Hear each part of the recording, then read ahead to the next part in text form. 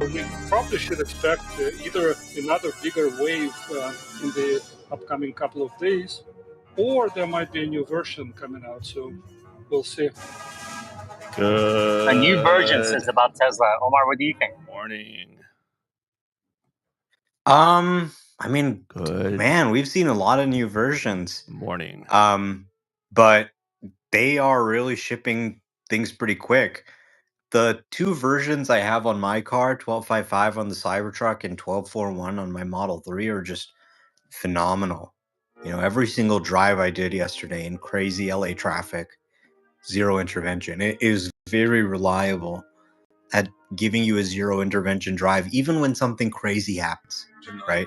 Like someone runs into the middle of the street and starts dancing right as you're driving past them, and it still just goes around them, does the right thing. Even on Cybertruck, you know, it has all those same characteristics. Welcome. Somebody was standing in the middle of the road on a narrow road, We are listening to and it just offset and went around them without Omar. slamming on the brakes, without hesitating, just perfectly, just like you would do it. Before you can even think, let me react and take over, it's already done it correctly. Yeah. So I'm very Just like- impressed with the software I'm Except when seeing. it doesn't. Just like Right, I would Pipsy? do it indeed. I see Salseg You know it. on YouTube Live says he was the 27th like on YouTube, and we have no clue in the replies here saying he was the 16th like. I really appreciate it when people tell me which number they were in YouTube live chat and replies to the space as well. So please go up to the top of our screen. Welcome. Hit that like button. Here comes You have to click into the Yaman's YouTube link to do it. plugs. We're going to Right introduce the now, show we while have- he's doing the Yaman plug. We're listening to Tesla Live Debunked. If we get to 1,000 Tesla Live Debunked happens today, every day, Monday through Friday, from 10 That a.m. is the goal. Pacific time to about 12. Sometimes they go over if he gets enough thumbs ups. the highest we've ever had. We are listening to the debunked version of Tesla Live. Thank you for joining on broadcast. Thank you for joining on YouTube. If you want to chat, I do this solo. If you want to chat, come on to the space. If you don't, listen in. Ellie, how are you? But we take clips of what they say Thank you. How are you? just to make sure they I'm don't good. spread any What's fake the news to you latest guys. from I've heard a lot of this? fake news come out of this show from specific individuals by the name of Hol Mars Blog. And if you ever hear this sound, that means Omar has been debunked. So back to normal, back to the normal 10. Followed by 10 this uncertainty. sound. Right, Pipsy? That's I right. saw some Want to introduce you reports guys to that Lumberjack. Lumberjack, say hi. Is that what you're seeing too? What's going on, everybody? Is that my sound? Yeah, we'll get you another one. Alright, I like the Batman sound better. This is Lumberjack. What's going on, everybody? on one Nice to man meet you. to save us all. What's my sound? I don't know. What's my sound? I don't know if that's going to like that Batman one. I don't know, Pipsy. I don't know. What is your sound? Is this going to be your sound? You want me to come over there and smack you? No, I'll find you another sound. Are you having an intuition? I am. How did you know? Oh, you can hear it come through. Yeah, I'm having an intuition. So I'm Pipsy the Psychic, and am I going to predict how many times we're going to debunk Omar today? I think. My prediction is pretty weak right now, but I think it's coming to me. I think we're going to be debunking Omar at least 2 times today. Maybe 3, but I think 2 times. So let's listen in. Thank you, Pipsy. If you hear that sound, that means she is in the middle of doing her psychic reading. Pipsy the Psychic, and Lumberjack, the Growler. Well, it's not like they're ramping as high as people expected. So let's listen in. 1,000 a week. That's okay. You know, it makes sense that they're going to get through. I The did find that the Foundation show's a series. lot That better with lasted classical much music in the longer than I background, so think we're going to play people that in the expected. background. So I expect as they move down that they'll unlock another lever of demand, and so hopefully their production capacity goes up. There was some analysis that people are thinking there's a decent backlog of Cybertrucks waiting to be delivered to someone based on the fact of the production rates and how few total SX and Cybertrucks were delivered. Luciano's in the last quarter, house. this We need to this give last quarter. Luciano a sound. And the fact is that Let's if it find was Luciano's truly soundbite. higher He's a production of cyclist. SNX, that wouldn't make sense for Tesla to do that and create such a Let's backlog. see of here if we SNX. can So find it's Luciano probably a sound. Cybertruck. So maybe, imagine cutting the price now, not Foundation series will unlock that inventory to go to customers. It is a huge milestone in Tesla's history. Is that gonna be Luciano sound? I don't know. Luciano might not like that sound. This is obviously a product that saves Dave is in the house. We need a sound for Dave. London. Let's find the London sound. London sound. Dave is in the house. London.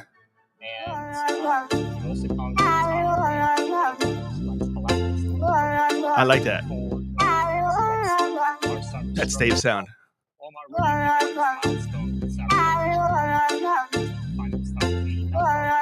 I have no idea what that has to do with London, but that's... Let's see, there's another London sound.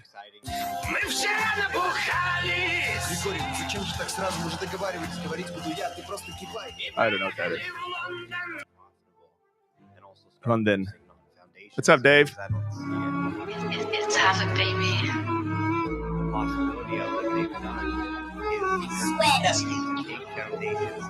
Dave, I don't know how to bring people up on here on the computer version.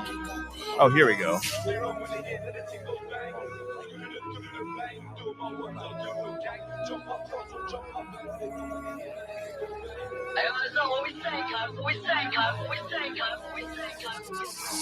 When they hear that the ting goes bang. This is Dave's sound. I like this. Jump up, bang. They're on when they hear that the ting goes bang. Bang. Do my ones or do with gang. Jump up, or jump up, bang. In the club. That's gonna be Dave's sound. I don't like the way it ends though. Gotta find that song. It's a much. I Dave? think it should help volumes quite a bit. You there? This thing was already the best pickup truck. I'm good, man. At 100,000. Here's Omar. And just to give you some context, Rivian reported deliveries today of 10,000. That's for the R1S, R1T. Let's go ahead and share the my van. stock screen here. And for the you guys so you can look Cybertruck at that. alone looks like it's almost double the sales of There we Rivian's go. entire business. And it looks like it's going to be profitable before Rivian. So, okay, if they were outselling the Ford F-150 and the Rivian R1T combined at 100,000, Yeah. what do you think they're going to do now that the starting price is 72,000 after the EV tax credit? It's going to be significantly higher volume. And now We'll that see. FSD is available, FSD, you can come option on. that, have people do subscription or purchase. How much does FSD and get really that sort bump of up the, ASP car? or ARR closer to what it would be on the Foundation series anyway. I don't know. I don't think it's a very large percentage of Thank people you. owning FSD. So technically, Robert, you have to mute yourself when you're on the speaker board. Come on, it's not amateur hour. Oh, my first Thank you. soundboard. Omar, technically, the Cybertruck doesn't yet qualify for the $7,500, right? I thought it said that it did. Oh, and let's if hit this. If it doesn't Do yet, we need to Omar then it debunk should him? very soon. Okay, great. Neil. So I know, yeah, I gotta agree look that with up. Omar. What I think about Cybertruck volume is this. Pipsy, can you look up to Any see if truck you have to that's debunk? 70K Dave, and could you look it above up? is Can you either see a if the luxury Cybertruck truck is or a work qualified for truck. the You need to have a $75, write-off or $100 some US type tax of credit? advantage to get that truck. If you can get it Unless you're at below work. 60K, a 40 to 50. Dave, you're quiet today. You're normally more talkative. Bring the girls in. Bring the ladies in. Bring the guys in. Bring everybody in. Oh, you're wrapping up your day? Oh, what time is it over there in London?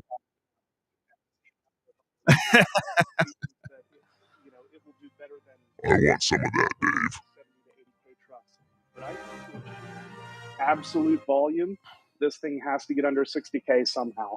Yeah, Even it if it's does. Rear wheel drive. Because you want to commute, you want to plastic contribute to the interior, community whatever. that's the working class as well. So you're not going to have. Okay, great. See, here's the cool thing. Omar, I don't F-150, see the that cool thing that F-150 and Chevy do, that this is where Tesla doesn't do it very well, in my opinion, is that they have their EV trucks, the Silverado EV and the Ford Lightning. They cater not just to the 70,000 and above crowd that is going to use it for more luxury and some hauling of a couple of 2x4s, but they also have the lower version, which is not the fully loaded version, that caters to the lower class personnel that are going to be doing the yard work or the construction work. You know what I'm saying? The it's going to be rugged. It's going to be it's like the lower class car that's going to be reverted back to the working class men and women. So Tesla doesn't really have that, I don't think. Do they, Dave or Luciano? I don't think they have the Silverado. The Chevy is like that. The Silverado Chevy is like that. Let me look this up. Okay, let me get your views on. Let's go to the Chevy today's website. employment report, because that was a hell of a change. Chevy website, Chevy from EV expectations. Silverado. The unemployment rate ticked down. Yeah, so from their 4.2% EV to Silverado is down to the 1.1%. working class. It It's was like the very lower close class to being car. up as 4.2. It starts at And, $61,000. the Fed That's expected it huge. to go up from That's your 4.2 basic to 2024 4.4. Chevrolet Silverado So that's EV. a massive change. $61,000. That's actually a It's gonna have really some good deal. You got implications, and it's the going lower to class have car, and you get the maybe higher Tesla end as car, well. the higher class car What's that your starts at kind of $97,000. take? And I think Tesla needs to do that. Otherwise, they're going to miss a My huge take market. is the same as what Because I don't know how many Treasury people which in the is working class can above afford $90,000 truck when they have a family and kids. and inflation is going down, but not going into deflation, then Well, you're not going to have deflation, why would you need man. to cut rates massively? You're never going to have And we deflation. saw You're always going to the have a Treasury rate form go of up inflation. Like you don't want with this deflation. You're reaction, going to as it the should, goal for them is to try to lower the because you inflation don't down need to to cut rates 1.22% if is their everything's goal. looking great. You're never going to have a And I'm negative not inflation. saying What we have that won't prices on right change with the now next is what we report, have prices. You might start seeing some sales in the grocery store, but you're never going to see a massive deflation movement. That's not what the feds are trying to do. They never said that they're going to deflate. cut rates as quickly. You will I see would still cut sales rates, just more slowly, maybe, because than people are going to try to push envisioning. products because people are heavily in debt right now. I think we are. Omar, Let's any see what thoughts the cross on is that we've. macro interest rate, unemployment rate topics? Yeah, I mean, I think Machine nailed it.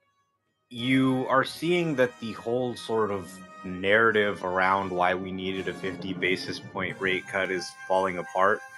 On one hand, you're How's it not falling apart? having this, collapse in the labor market that some were maybe hyping up because they wanted to see a rate cut.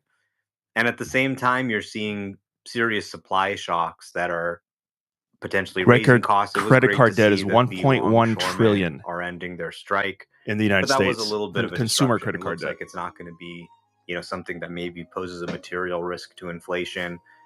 But you are seeing some risks that, the balance of risks is actually tipping more towards inflation, and the labor market's not looking that terrible. So it's it's really hard to justify. Oh, I got to change my I think we could scroller on the potentially bottom. see Sorry, guys. less This is than 105, less not than 100 104 basis episode. points of cuts. That's including the 50 Let me basis fix this points we here. got. Just given that, it's looking a little bit like they maybe got a little too excited with the 50 basis point cut. In light of some of these more recent developments, maybe a 25 would have been more appropriate. Why would that be more appropriate? Wow. What difference is a quarter basis point versus honestly, with 50 basis points going to do? Market reaction on It's not going to do it. Not going to do anything. We went from pricing even if they did a 35, 75 basis point cut.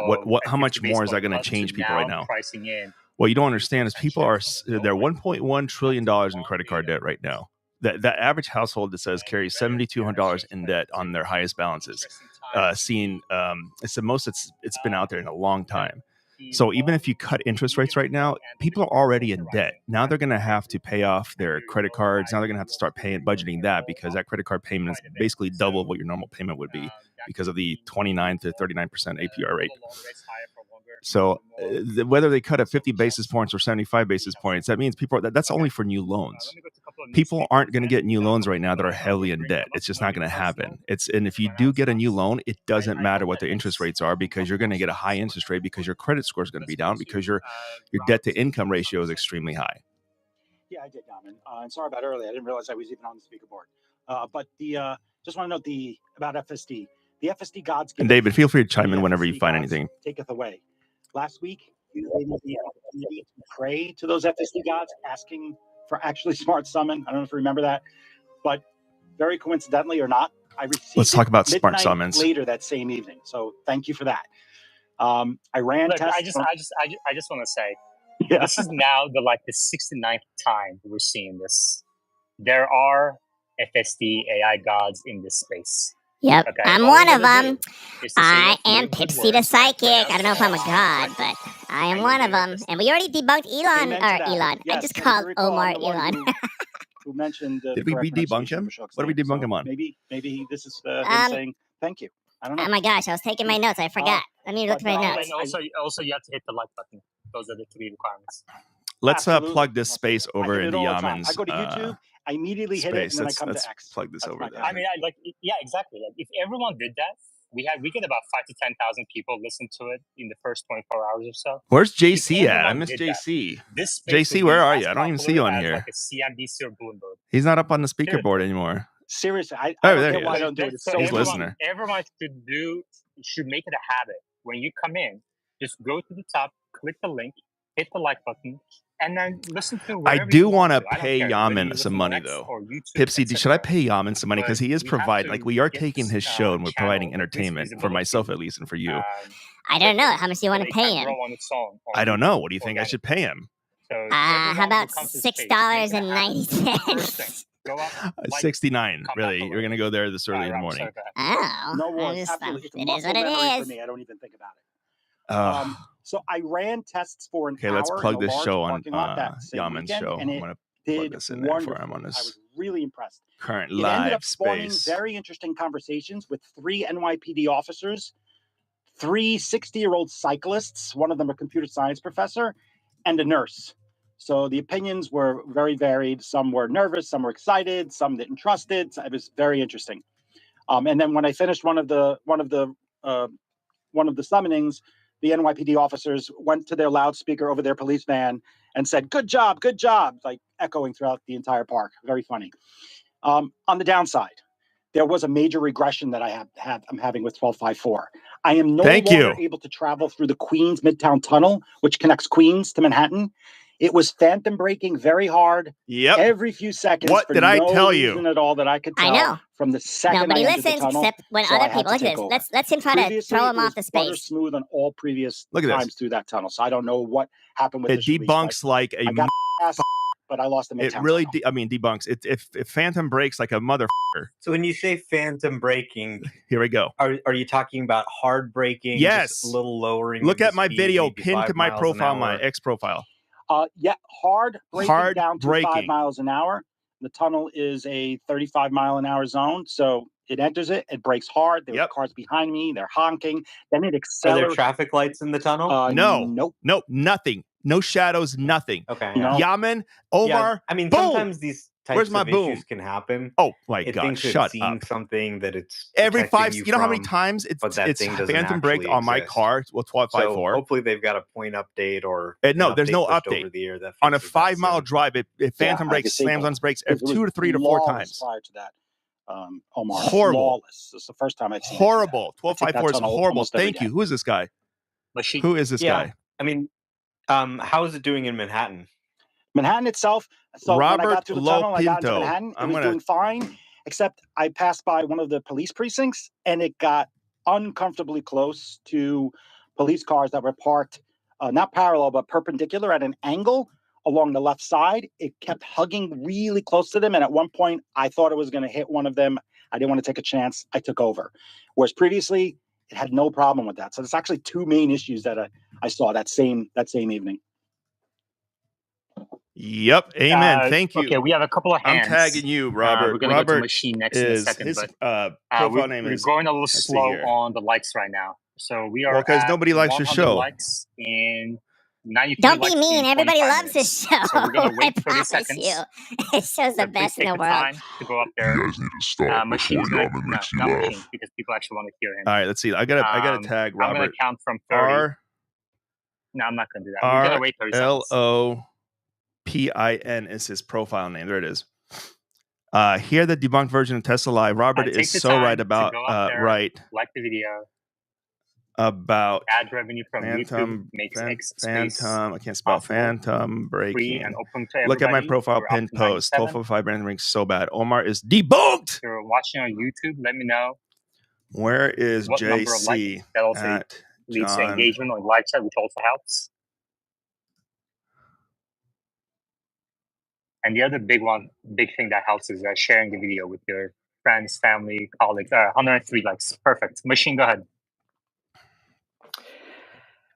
You know, Thank you, John. Robert sees issues Lopinto. that apparently will all be eliminated RLOPIN. Thank you in for just a few speaking the months, truth. You are a good person, Elon sir. Musk Very good said person. that he has some version that is going to be at every 10,000 year. miles. Every per year, critical every distribution. update that I've seen Now, Elon I post, think it's supposed to be the next best thing. Somebody help me understand why Tesla FSD is supposed to be the next best thing. Pipsy, what does it do? What does it do? That's so much better on every update. I've had 12.3.4. You've seen me in that. 12.3.6. It got better. And when I say it got better, it started not veering into oncoming traffic as much. It never phantom broke on 12.3.4, but it started veering into the normal lanes, but it was still hugging the double yellow lines on 12.3.6. 12.3.6 still going into oncoming traffic, but not as much as 24. So that is an improvement. As far as the basic driving, the forward, backward, left, right, stopping at traffic lights, going at traffic lights, stopping at stop signs, making left turn, right turns, it was doing that anyway. I'm not considering that as an improvement. If that continues happening on each version, what do you want me to give FSD a pat on the back? I mean, it's supposed to be doing that, right? So it's driving like it's not supposed to. So yes, I have seen your improvements. The improvements have been where it doesn't veer into traffic. So I get that. And that's a good question. What is the improvement of 12.5.4? I don't know. I don't know either. Like it's on 12.5.4, it regresses back into driving into oncoming traffic, and it phantom brakes. I want to say about 30% of the drive is phantom braking constantly, going from 45 to 20 to 15 miles an hour, just slams on its brakes for no reason. No shadows, no sunlight, no nothing, no shadows, nothing in the road, nothing. I have a big video that I'm posting up tonight. Big video about that I'm posting up tonight. So what is the big improvement of FSD? This Elon Musk saying 10 times, 5 times, 3 times better. What is it better about? It still makes left turns and right turns, still goes and stops. The big improvements would be, does it go around school buses when the school bus stop sign is flashing? Yep, it still does that. Where's the improvement? Does it now go into oncoming traffic lanes? Yeah, it does that. Well, we got a regression. What is the improvement on 12.5.4? It's smoother driving? These issues much faster. Let's listen to Yaman or Omar. Every time there's a new version of the model that's been trained, you discover some issues like this, some examples that maybe even the previous model handled before that now with the new data set, the new architecture, it's not handling as well. No rapidly, do a series of releases, fine tunes. But why is it regressing? Is the very polished version of 12.3. 12.4.3 was against so the much early better. version of 12.4, but 12.4 is far more capable. And if you have this annoying issue on your route that you take every day that it used to take another route before, you might just say, hey, this sucks. It used to be able to do this fine. But we know that the model can be trained to do that fine. It can? It just How is many having an versions issue right now. are we waiting for As the school they bus to continue be to trained? refine this, it's going to completely blow away 12.3. 12.4. Yeah, we're going to be on every way you can measure. 16.9. There's your 69 Pipsy. Okay, you're too much. 16.9, and Omar's going to be saying, well, we're still working on the bugs, and they're going to keep plugging away at it, and it's going to get so much better down the line. Yeah, I just kinda wanted to resonate on that last point about the guy in the tunnel. I will say, I don't have a whole lot of critical disengagements. I drive on FSD all day. What'd you find, Dave? Almost every single day. David. The disengagements I have. Oh, you did? Let's see here. Sent a photo. I don't want to see a picture of your naked. I'm just kidding. Let's see. Based on the information around the results, October 2023 is a comparison sales chart. Rivian Cybertruck for Lightning. Rivian delivered 50,000 in 2023, 147% increase from 2022. What's that? Okay, the Rivian Lightning outsold Tesla Cybertrucks in 2023 as the Cybertruck was not yet widely available. Makes sense. However, the F-150 Lightning appears to have been the sale leader among the three, around 24,000 deliveries in 2023. Rivian total deliveries 50,000 vehicles in 2020 likely included the mix of the R1T trucks and the R1S SUVs. Rivian faced a supply shortage in 2023. In quarter 3, 2024, that impacted its production deliveries, causing it to revise an annual guidance. That makes sense. In summary, while Rivian significantly ramped up production and deliveries in 2023, it still faced challenges in achieving profitability. The Ford F-150 Lightning established itself as a strong seller in the electrical pickup market, while the Tesla Cybertruck late arrival meant it will not have major sales impacts in 2023. Yeah, I'm just wonder what the 2024 data is sales though. We can look that up later, no big deal. But it's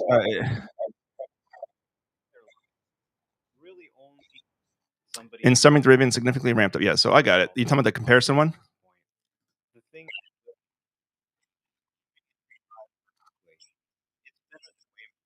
Okay. And I think really when we talk about smoothing for hardware 3, they are running the same model. I mean, you can test actually Smart Summon, you can test the driving on city streets. They behave exactly the same. So I don't think they're lying that they've unified the models. Uh-oh. So if you're saying, well, what does a smoothing for hardware 3 even mean then? He's not going into details, but there are a number of things across the stack that are different. For example, the cameras are different. Maybe some additional training data, some changes could make it work a little smoother on cars that have that camera. We also know that the hardware emulation for certain functions that are natively hardware accelerated in the hardware 4 chipset, and they've built it into a GPU Did I kernel lose you in guys? hardware 3. So it could be that they Sorry figured about out that. even a further performance improvement for that GPU kernel to run even faster. And that could result in lower latency and increased smoothness. So there are a number of things that it could mean. They didn't go into detail about what it means, but they're talking about what the end result is going to be for the customer, which is even smoother drives on hardware 3. Robert. Yeah, this is, I just want to note, I always use that feedback button every single time, and I leave detailed feedback notes because I know they're listening. On a separate note, I am Sorry, guys, so I closed the impressed stage with actually Smart accidentally. Summon. I cannot tell you enough. I am holding an event this weekend for some friends and family. I'm calling it the Robotaxi Simulation. And what I'm going to do is I'm going to go to a parking lot. Oh my I'm going to have my God. friends and family members ride in the back seat while I summon the car around the lot. Oh my God. Last time I was just me doing it, but nobody in the back seat. Can we talk about the smart summons for a help open second, up their please? Like, eyes, 'cause of what what I is the noticed is benefit of people, smart they summons? get I that talked to a few sensation people, when they're in Dave, the about back and this there's no last one in the night. I talked driver's to a seat. few It's other people about much this. different There's perception really and feeling minimal than when benefits to there's the someone smart sitting in the summons, seat in my opinion. supervising. Very minimal. I encourage Very everyone minimal to do the same thing. benefits for smart summons. All right. By the way, I heard a couple of people say Elon's lying and everything, but soon is a relative term, especially for a guy who thinks in decades machine. And James Kett also said the same. But, it will get to 10,000 miles between critical disengagement at some point. And, soon is a vague term that if you rely on it, you're unreasonable, according to their lawyers. So, go ahead, Machine. Well, that was my first response to that tweet. You should read my tweets before you comment on my thoughts, since I need to speak to someone. Where the fudge is Super Scott? I need Super Scott in here. A lot of heavy lifting in that statement. Oh, so, Scott, yeah, I need you to come on here. I want to talk to you about this. TSLA, where we kind of, and put things in context. Yeah, and I apologize. I'm just a little triggered by all the comments I see on your X and YouTube Live. So let me go through them here. Some schmuck said, "Machine sounds like the kind of guy that runs through rich neighborhoods just to flirt with Karens." Now listen to you, buddy. Just because I actually do run through the richest neighborhood in the United States, Atherton, and there's 70-year-old women, maybe even anyway, 80 years where's old, Dave at? who said as I walked by, like, "Wow, look at the body on that guy." Doesn't mean I stopped to Nobody flirt. said that. Nobody said that. Absolutely. Never. It was very disturbing, actually, because they were extremely old, and I was like, "Oh my God." I can't believe Yaman. I mean, Omar is this. This is what drives me nuts about this guy. He literally is telling, like, he's backpedaling now. So good, everything's so good. You heard him in the beginning of this space. Everything's so good, man. It's so beautiful. Well, is your car phantom braking? What did he say, Pepsi? Or no, Lumberjack? You've heard him talk about. Yeah, he said, "Well, is your car really phantom braking in the Queens Tunnel? Is it maybe a traffic light?" The guy said no, right? He said no. Oh, well, you know, sometimes it's just going to do what it's got to do. So you're just going to have to wait till the next update. I'm sure there's going to be a fix on it.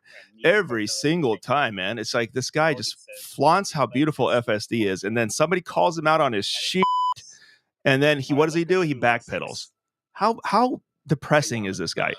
And then what does he do again? Let's post this up. Nobody knows this yet. I'm going to plug this every day for the next month because I want to make sure that Omar gets his money. Omar is in need of a major fundraiser, guys. Tell me about it, Pipsy. Well, let's read his fundraiser. Let's put it up on the screen. Okay, here we go. We just put Omar's fundraiser up.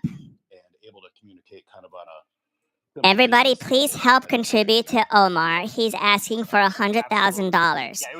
I kid you not. Omar begs his followers to help him pay for his $100,000 Cybertruck. I got called up to buy. This is him saying it. I got called up to buy a Foundation Series Cybertruck. I would love to make lots of videos and tweets about it, but can't really afford to complete the purchase as I don't want to sell my Model S.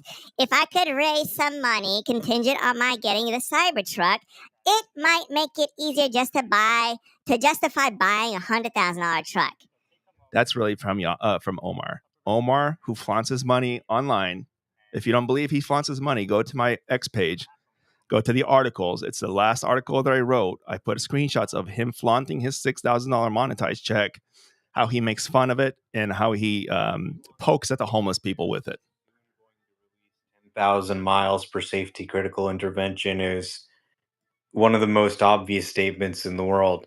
It's like it's night and he's saying, well, soon the sky will be blue. Of course it will. And people are getting upset about it. If you've used the software, just look at the progress they've made. People keep forgetting.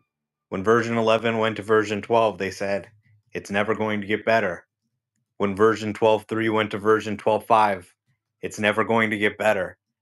And yet they keep shipping these new models that completely take the experience to a whole new level. If you look at the roadmap, they hit every item for September. In October, it says they're going to be releasing FSD 13. Okay, so what is in this model that is worth calling it FSD 13 after even major improvements were called, 12.4.2 versus 12.4.1? This is something big. They're going to keep having groundbreaking new models that are going to make the car drive better and better. By my measure, I'm only having a safety critical intervention now every 500 to 1,000 miles. It shouldn't be surprising to anyone that he thinks that this number is going to 10x. It's just a question of, well, okay, when can they actually get that update out? It isn't really a definitive statement, but I think really one thing we can say for certain is that the new models that are coming out, including FSD 13 this month, are going to continue to perform better and better. Good. Let's go to Machine, then Mike, then Jimmy.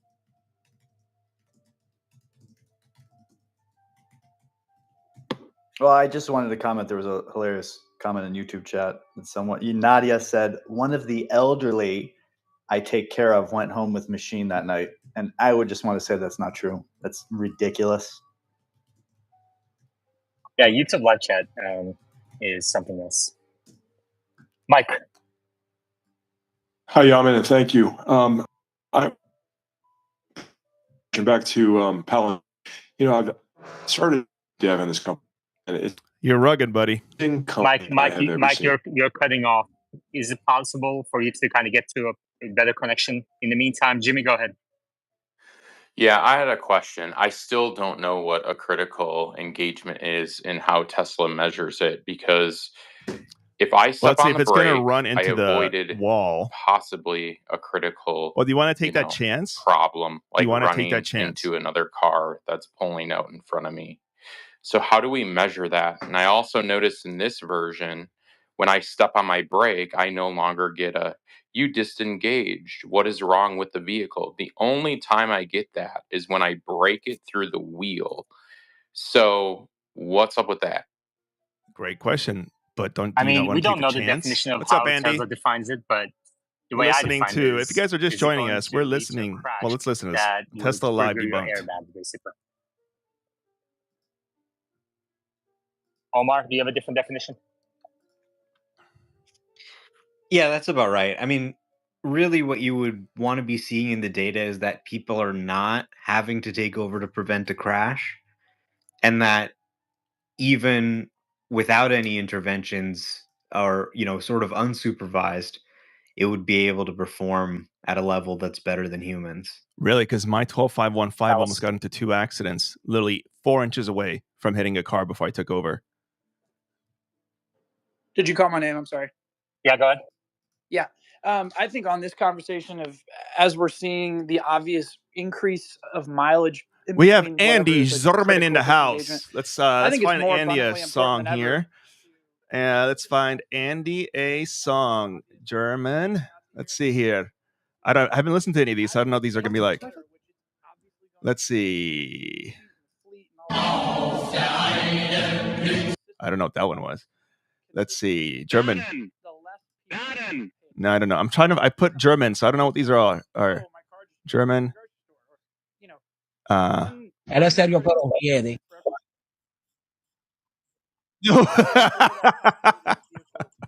Well, tell me. Here's a German theme song. I don't know what this is. Hold on. No, I think that's more. I gotta find something for Andy. Oh my goodness. What's up, Andy? Can I just say, I was getting. Okay, let's go to East Germany. I actually really do enjoy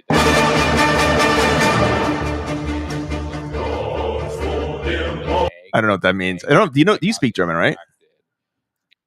It's a well, I'll have to find a German song later because I don't want to play something stupid. I did. Let me go to Chris Landis. Chris, Let's see. Here's gonna be Omar's song.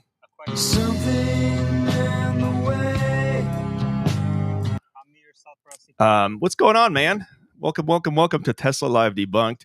We have already debunked Omar twice, and if you ever hear this sound followed by that sound, that means we have debunked Omar, baby Omar's blog. He got put in his place by somebody telling him that the Tesla Phantom broke in the Queens Tunnel, and he's like, "Did it really? What do you say, Pipsy?" Yeah, he was like, did it really? Was there a traffic light maybe in there? Was there that? And the guy said, no. Well, sometimes it has to go back and it has to fix itself. So yeah, it was pretty bad. So, Pipsy, by the way, Andy, nice to meet you. My name is Lumberjack, and then this is Pipsy the Psychic. Pipsy, I believe you've predicted that we're going to debunk Omar twice. Did we do that already? I think we did. Do we see any more predictions in the future? Let's see. Oh my gosh, let's see. Is there going to be another prediction of debunking Omar? Let me see. I think we have one more debunk on Omar. I see one more debunk in the future. Thank you, Pipsy. Pipsy the Psychic. I have a feeling that when it's able to reverse, so I want to ask you, Andy. A lot of version 13, Andy German. Let me put his name up on the board here. This guy is one of the most amazing guys in the world. Yaman was so rude to him. We had a space a few weeks back, and Yaman got on our space, and all Andy did is because Andy got screwed over. Andy paid $150,000 for a brand new 2016 Tesla.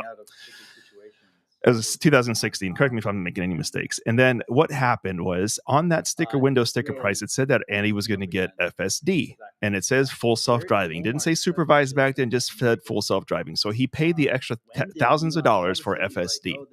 5 years later, he never got it. He traded his car in. They didn't even give him the option back then to trade his car to trade his FSD in for the next car. Nothing. No, transferred over. No money returned, no compensation, not even some free charging miles.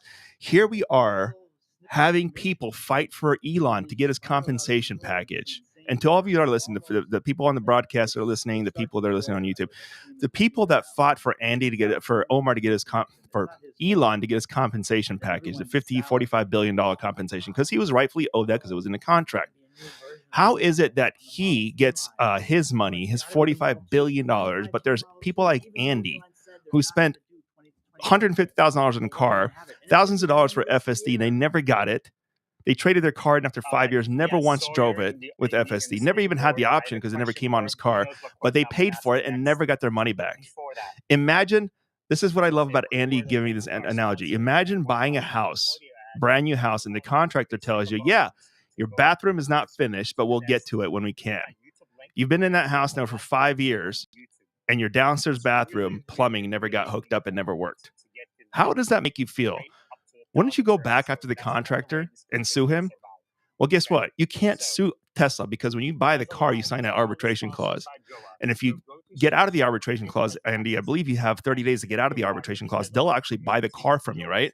So you don't even own the car. From what I heard, they will buy the car back from you if you try to get out of the arbitration clause. So what option do you have? You're pretty much stuck in a corner. That's like the guy saying, well, I won't fix your bathroom, but I'll buy your house back for you after you moved in, after you bought the loan, after it dinged your credit report already for getting the loan for the credit checks. After all that, your other option now is for them to buy the car back from you. So you're not going to be with the car for maybe a week or two until you find another car. That makes common sense. Yeah, I figured you'd ask that. I just, this is the reason why I have this show. I need to make sure whatever my show does, it's already influenced a few people, which in a good way, but it's not fair for the Omars to continue fluffing this software like he does to his 500,000 followers. It's just not fair for him to do that. And me, Lumberjack, and Pipsy are going to stay here every day, and we're going to do the show. Some days it's going to be flat, some days it's going to be fun, but we're going to make sure that we debunk and tell you the truth with anything that Omar and his posse over there says. Now, I have no problem with Yaman except for the fact that Yaman tried to cripple Andy. And what I mean by that, he was so rude to him. Andy asked him a simple question. He said, Omar or Yaman, how many Teslas have you invested into? Because I bought 6, over $500,000 that I put into Tesla since the foundation of Tesla. And Yaman apparently lost his shit because we had no idea that Yaman apparently does this thing going around on the internet where people are calling Yaman now because he's never owned a Tesla, never paid for FSD. We don't even know if he's got any stock, but what does he hold? He holds a Tesla stock show and tells you how to spend your money on Teslas. If you should buy FSD, how good it is. How is somebody going to give you advice on a product that he's never owned? So when Andy asked him a simple question on our show, hey, have you owned any Teslas? Because it's a different thing when you put your hard-earned money into the product. Yaman lost his shit. I'm not talking to this guy. This is the people that I want to talk to. Well, Yaman, 10 words or less. In 10 words, because that's what Yaman says. If you're not up in flavor with him, he kicks you off his board in 10 words or less. Well, that's what we did. Sorry, Yaman. Anyway, I mean, they've been pretty transparent at this point. They say they're building this new vehicle on the Model 3 and Y line. I don't think it's going to be $25K because they said by moving it onto the Model 3 and Y line, we weren't able to realize all of our cost savings targets. So I think that maybe puts it more in $30K range. But they are going to be making it on the Model 3 and Y line, and it's going to have a lot of the same platform components as the Cybercab. So same motor, same battery pack, that type of thing. And they're supposed to start producing it in the first half of 2025, but they haven't showed it to us yet. So I wouldn't be surprised if we get a peek or at least a hint at these new, more affordable models that are coming next week. I do want to ask you a question, Andy, after Yaman. That would be amazing. Thank you, Omar.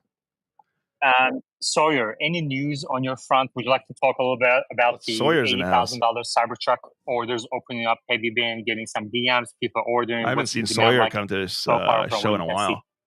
Yeah, I probably got 30 DMs from people last night that got invited. People are only getting invited via email right now, so that's why people are being confused because it's not on the online configurator yet. Yeah, I got an invite. How did I get an invite? I don't even own Tesla stock. I thought only Tesla stock holders. It's just for early reservation holders that are getting emailed right now. And also the EP, the range is a little bit lower, and I think that's just because the new EPA standards. It's 325 versus 340 on the Foundation series. But yeah, I think it doesn't qualify for the $7,500 EV tax credit yet. Not sure why. I assume it will in the near future. Omar got debunked by Sawyer. Want to take advantage of that? Just be cognizant of that. Omar got But debunked. yeah, I Omar think said demand will be earlier good. that I it think does people are qualify. really excited about it, and This is you why know, you the don't listen Cybertruck's to already the Omar. number one And if you do listen to Omar, this is why you fact check Omar. He literally said to you guys that, yeah, it qualifies for a $7,500 tax So credit. didn't So, I see something about the boom. Foundation series qualifying for the tax Here, see, credit? look at him. He's trying to backpedal. He's trying to cover his earlier ass. this year, Tesla, or yeah, I think it was earlier this year, Tesla put on its Cybertruck online configurator that it will qualify for the EV tax credit later this year, and they took that off once only the Foundation series went on the online configurator. So it will. It's just a matter of It when. does not yet. Facts. I think I remember seeing it on the approved list, but maybe look, it he's needs trying to to get backpedal. Look at this. reapproved as a Look at this. non-Foundation series versus a Foundation Yeah, series. maybe. Omar is now trying to All right, cover his any ass. That's questions called for covering your Omar, ass for Sawyer, the or main anybody public else that are on the listening. board? Please request to speak. Let's tag that because I'm going to use that as a soundbite later. Okay, Backpedaling. Wessex. Okay, Hey, I just do real have a quick, question for I'm you, Andy. crazy excited to have received an invitation to go to Los Angeles. I have talked to a few I'll be going people over there about the all summons. Do you have summons on your car? Do you have it on? You do have it on your other car, though, right? With your wife's car.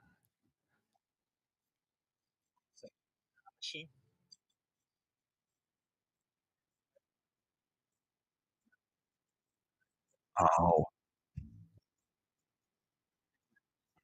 gotcha.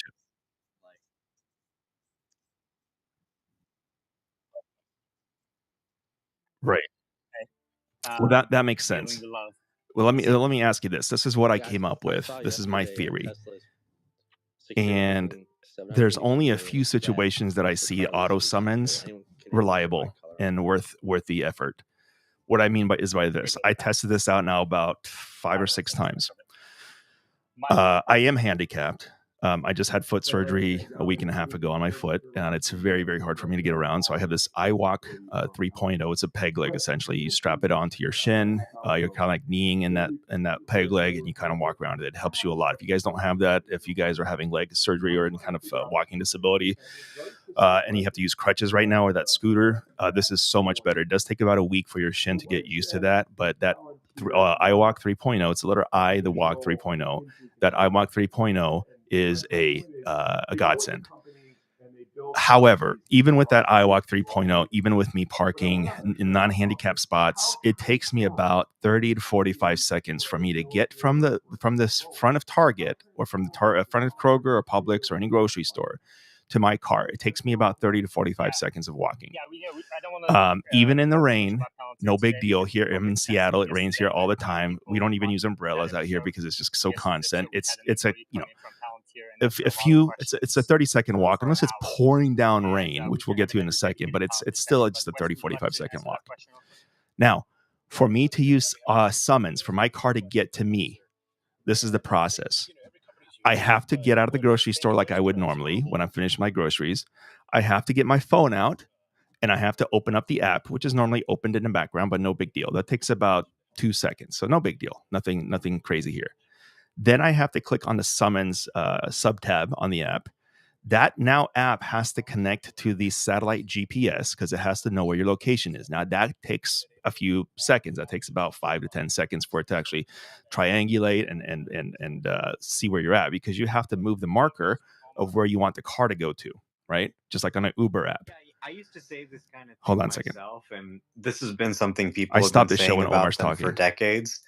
But it's not like they're doing a ground up software project for each company. They have this shared sort of Palantir software that they're all using, that any government or company can use, or even a random person can now sign up and kind of, make a Palantir account and use their solution. Okay, it's talking about So it's Palantir. I don't not care about like Palantir. it's like there's nothing shared.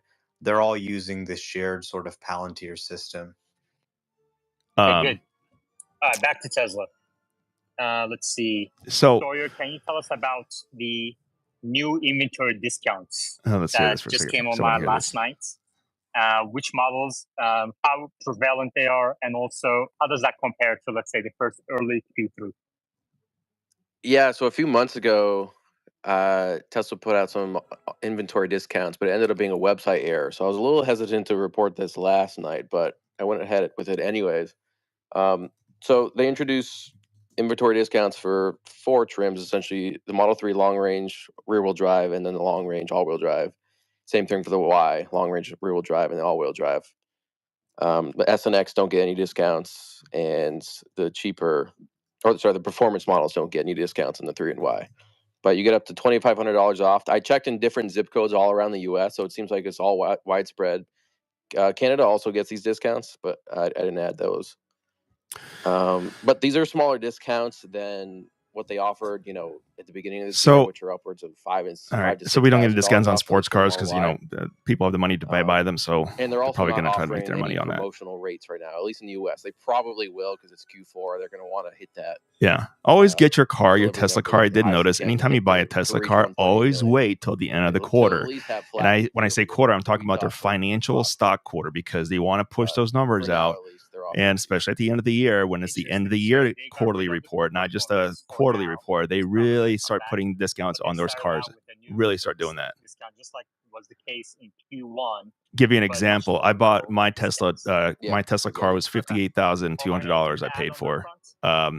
It was a Model 3 2023 long range. Nothing special about it. Just a Model 3. It's a record Q4.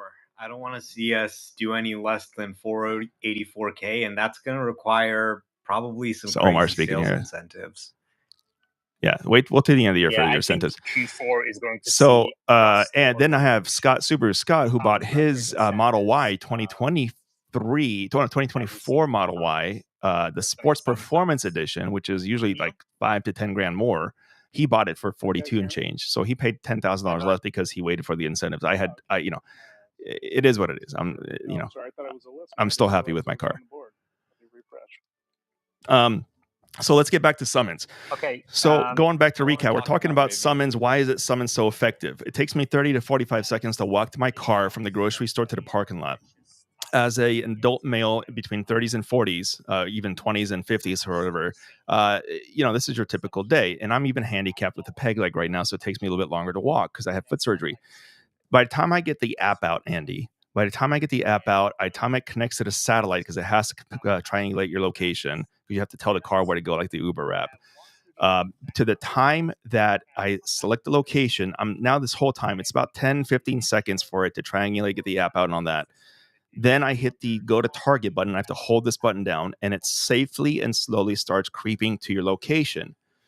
It takes about a minute for your car. By the time you get your app out to the time your car gets to you, it takes about 45 seconds to a minute. So a bit longer than me walking to my car.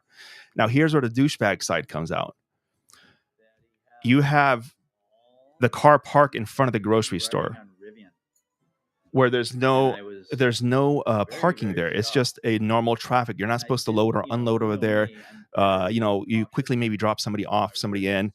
But now if there's cars going through the whole area, and now the car parks and stops and prevents traffic from flowing. So now I become the Tesla douchebag that has to get in my car. Well, okay, it might take me 5 seconds to get in the car and go, maybe 10 seconds. Either way, the summons takes a bit longer, but here's where the problem comes in. We were trying this, and I just show. It is a pretty cool feature to have. I'll be honest with you, it's like a little go-kart, like a little RC car driving to you. It's pretty cool to see. But just because it's cool, is it really effective? Is it really useful? So we tried this, and my girlfriend has a 3-year-old, and we were putting him in the back seat, and whatever. I wasn't even thinking about the kid because this is a 3-year-old that we started dating a couple months ago, so I'm still getting used to the 3-year-old. But of course, the 3-year-old gets in the back, and mom's trying to put a seatbelt on in the car seat, and he starts crying so badly. Just having it handed, he just starts crying and crying and crying because why? Because he wanted to put the seatbelt on, not mommy. He wants to be the big boy. So now we're trying to get him to stop crying. Meantime, we're sitting right in front of Target. So I didn't even think about these things. I just wanted to show them how cool the car is. But now I'm thinking, oh my God, luckily there wasn't any traffic around. At least maybe one car drove around us. But imagine being that douchebag, which I was for that moment.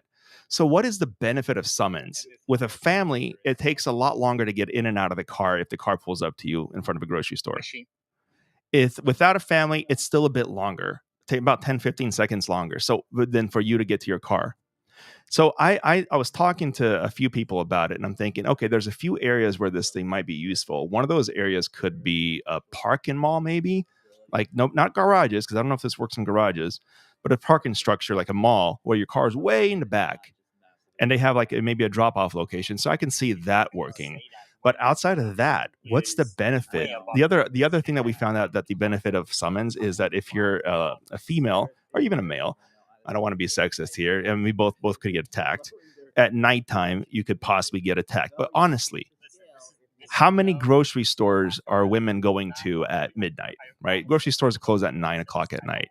And unless you're in a really bad location, okay, what are the chances of you being in a super bad location at a grocery store at a Target, which closes at 9 or 10 o'clock at night anyway?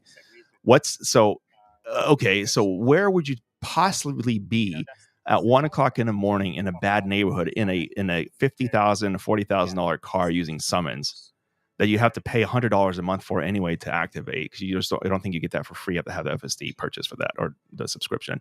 So what is the benefit of summons? Somebody help me explain the benefit of summons, because I don't get it. Besides it being a freaking cool feature, but what's the benefit? Obviously, the offline, if they do show improvement in gross margin. How is that?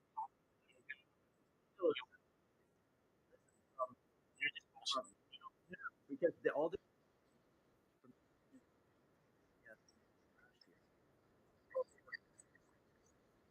yeah. Even if they don't.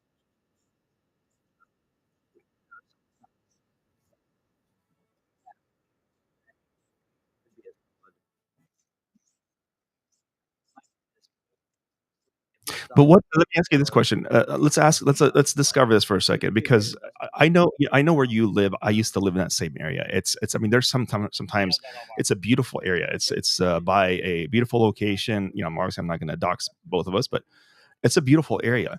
Most people that are going to own a Tesla are not going to be living in where the Crips are, or any kind of gang related territory, or the Mexican gangs or anything like that. Most people aren't going to be living in that area.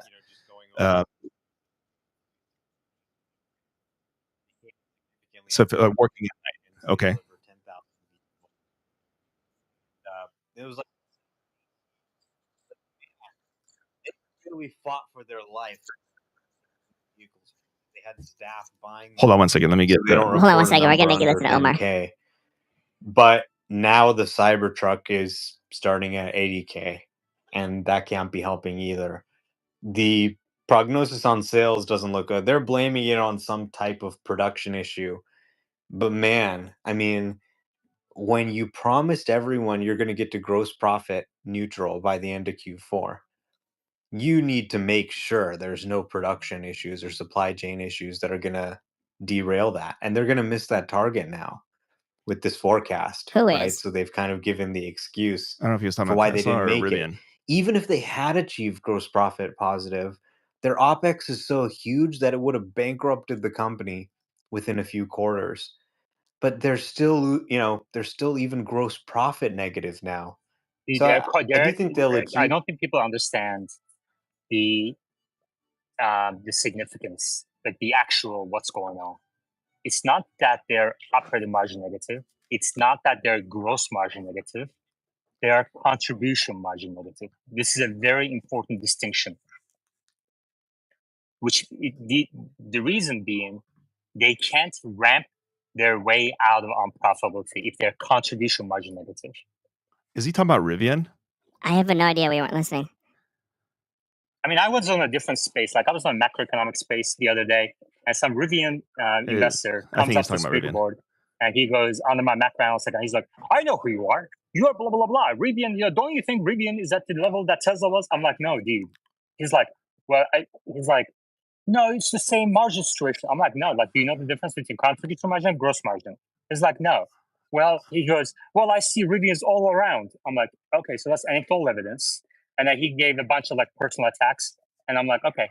Rivian is actually performing the same way Tesla did in the beginning. If you go back to history of Tesla and when they started and Rivian started, they're pretty much on par. I looked at the stock charts. Explain more thoroughly what contribution margin is. And also, Rivian, Yeah, so there are different. Rivian had an there are issue with the different Georgia levels factory of that they had to profit. stop, and they got into a parts Okay. shortage. So Contribution you margin know, is it's essentially price minus like raw materials. Okay. And maybe just a little bit of like all direct right. Sorry, labor Andy. expense. So okay, so Gross the part of summons has could be more useful at night where expenses you're working in a accounted for. location. Indirect So how labor many stuff like people will fall into that supervisors, and category? also allocation Like, for what's the? depreciation I understand it's going to be useful for a factory percentage of areas, people, but etc. is it going to be for the These are the masses? Is margins the that you question I'm trying to also figure out? Is this calculate all that summons contribution margin just a cost. nice feature to have, or is this, And or then this just going to be operating margin available for just a few and far in between opportunities? for the SG&A selling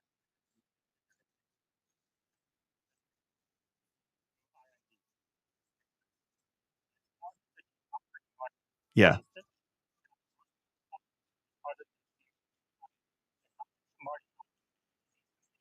right. Rivian has to do that. Tesla never.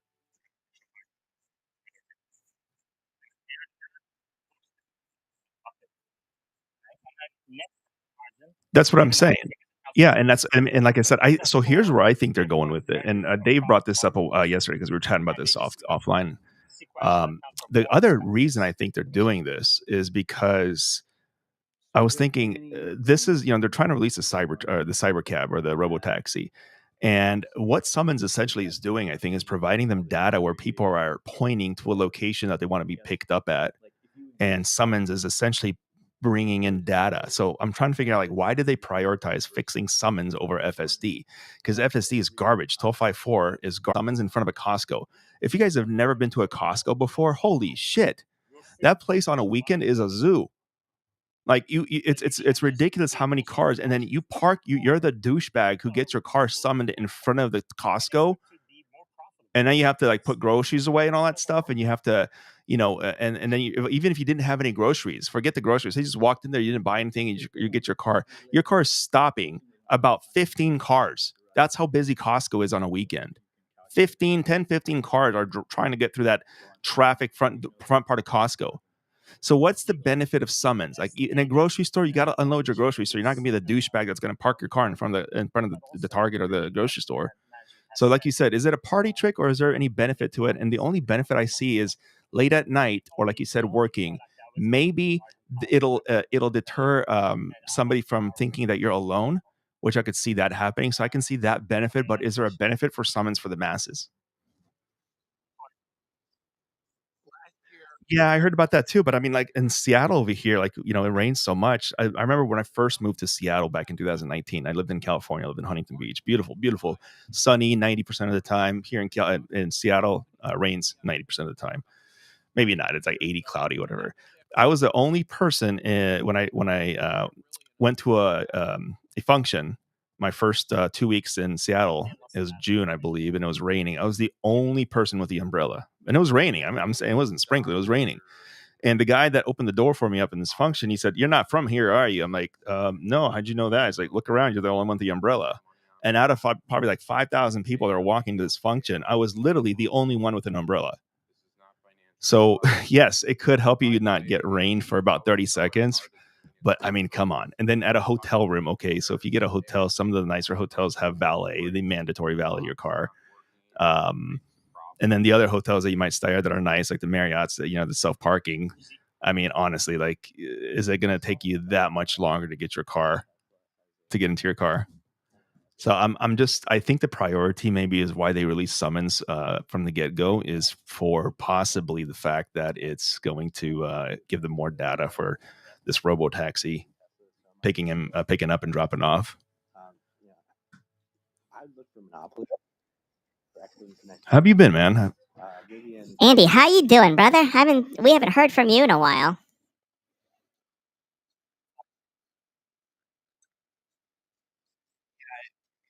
Just worth taking. And you didn't come over and say hi? That we heard.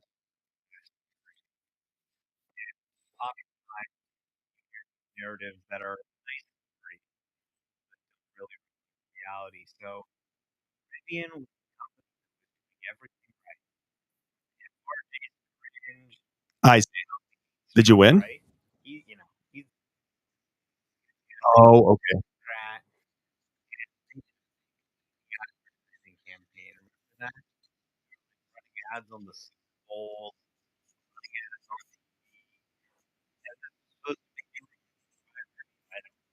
TV, Right. Yeah, Cyber phone is that would be fun. their entire business. Yeah, structure is going to be profitable faster. That being successful in this is about good or the right thing, actually being able to pull off the impossible. I like it. To produce these Here's cars Omar. profitably, and it is just a hard skill that few possess. Exactly. Rivian is what Elon haters want Tesla to be. Advertise. Make cars that look traditional. You know, make it boxy. Make you go further. I don't know. What else? Bunch of different I things think that people Yaman yell at Elon. Space Oh, got don't tweet political stuff. fact checked. Anyway, we have a Rivian. I believe he's Josh. Are you an investor or do you have a Rivian? I know you're a fan of Rivian. Yeah, I own some Rivian stock, a whole lot of Tesla stock. But I came on to talk because, again, my background is in traditional automotive. And I just want to kind of bring up the point that, you know, there's a lot That's of funny. He got fact Rivian checked versus on his Tesla face. and all of that sort of thing. And I kind of find that silly because the market itself is absolutely massive. But automotive right now is getting their ass handed to them, mainly because of affordability and a lot of unknowns in the world. Rivian's price point of vehicles is very similar to the S and X, which are also getting their asses handed. Yeah, so you guys did the race. How long is this race for? Did they do this every year? Just like when the new iPhone was a while. This is wrong. Yeah. Listen, brother, I gotta...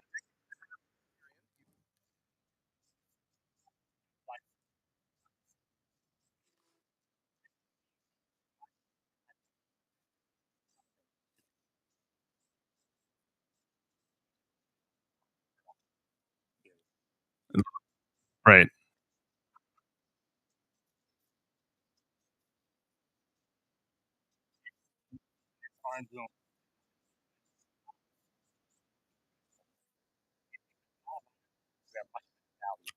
And not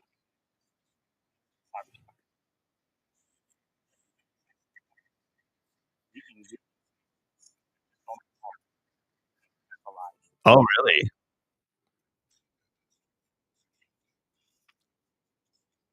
Well, how do they monitor that though? Kind of a weird take. So it's like an honor system kind of thing. Rivian, they love their Rivian.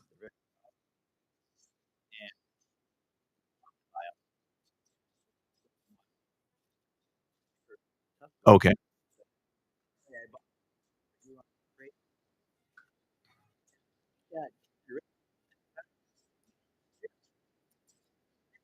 Make money.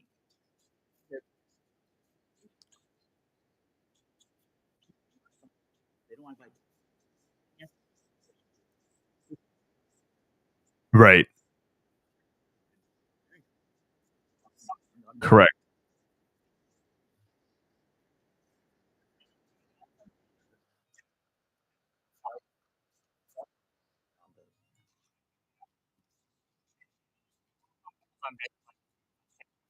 that you don't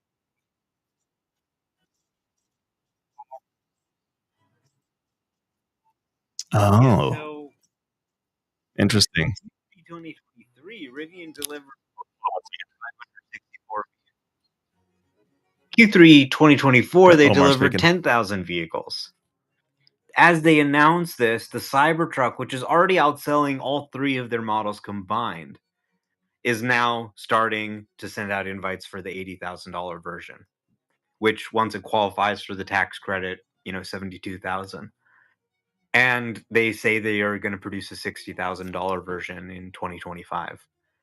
So, not too far away it from looks that. like rates are going to stay high. But how does he know they're down as producing quickly a as we like. $65,000 version? So do we Like, where think does he get this these info? sales Somebody are need to fact suddenly check going to this. bounce up? And they have to ramp production of the R2. They're bleeding cash. I don't say this because I dislike them or there's some type of rivalry. I like Rivian.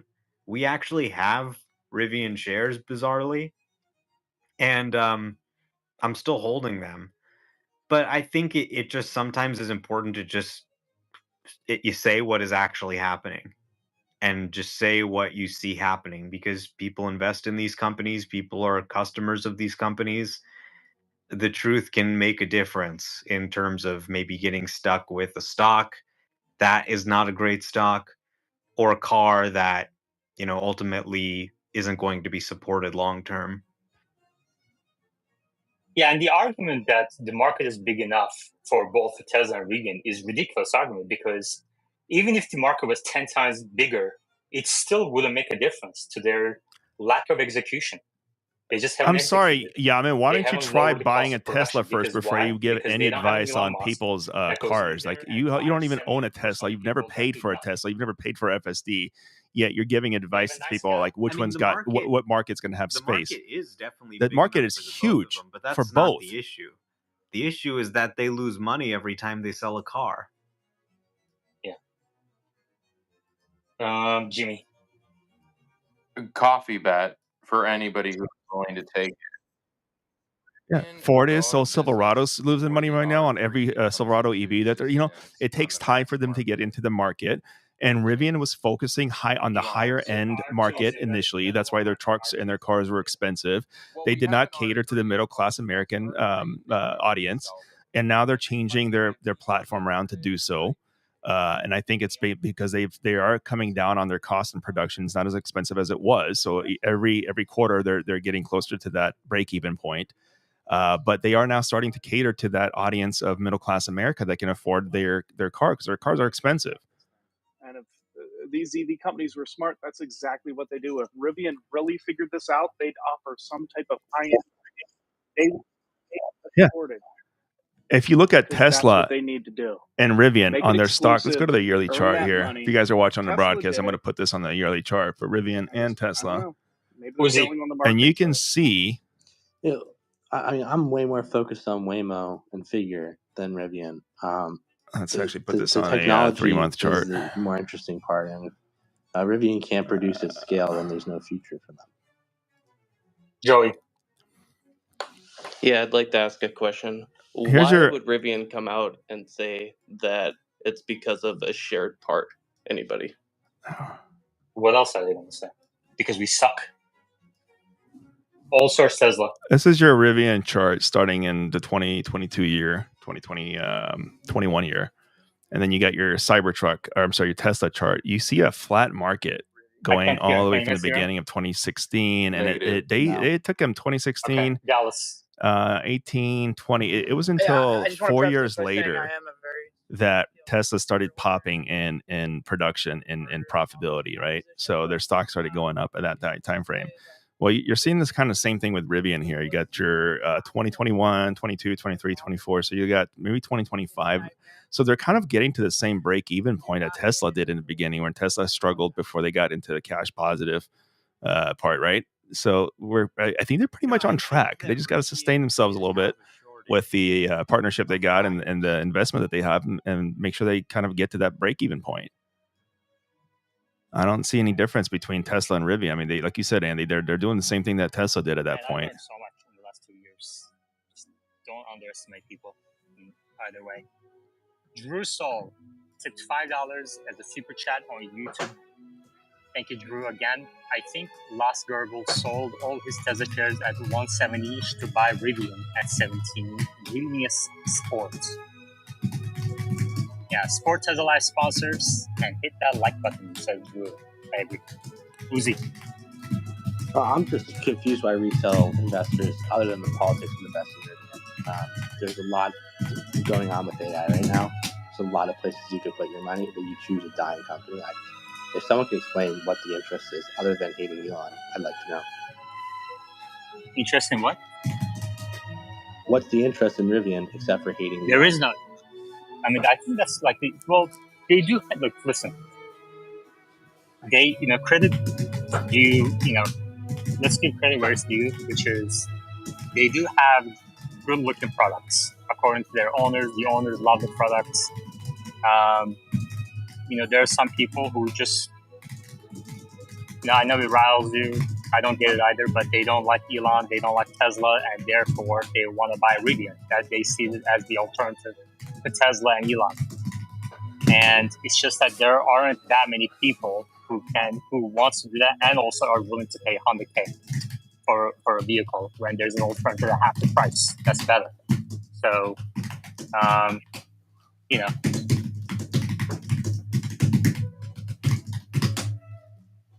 vote down.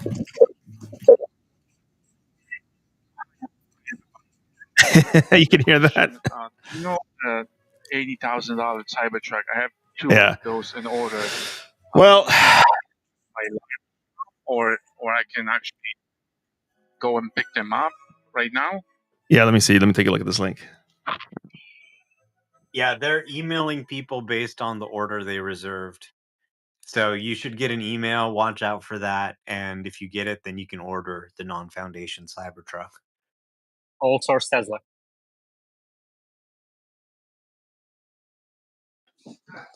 Yeah, Rivian's, their problem is they have to make the car better while also lowering their production costs. And that's just not going to happen.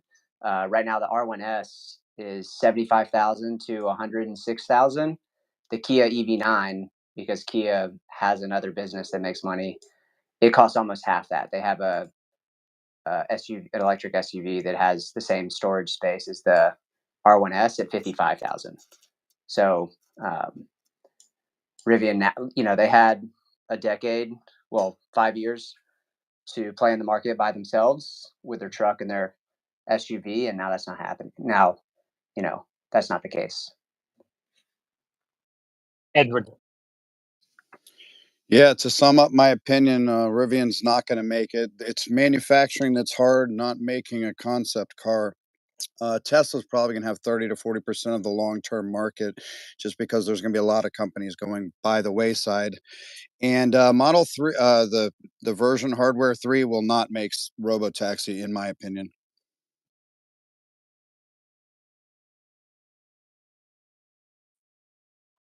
Okay. You guys want to talk about 1010? That's enough reading, I think. Joey, did you get a chance to talk? Yeah, I did. I asked the question of why I would make the statement. Okay, great. 1010. Omar? Yeah, one last thing I'll say on Rivian is the EV9 has been a big issue for them.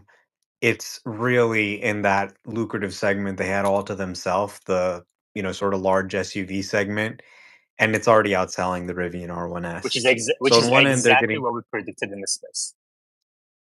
yeah, and on one end they're getting squeezed by the Kia EV9. On the other end they're getting squeezed by Cybertruck, which is expanding and lowering in price. And the Model Y.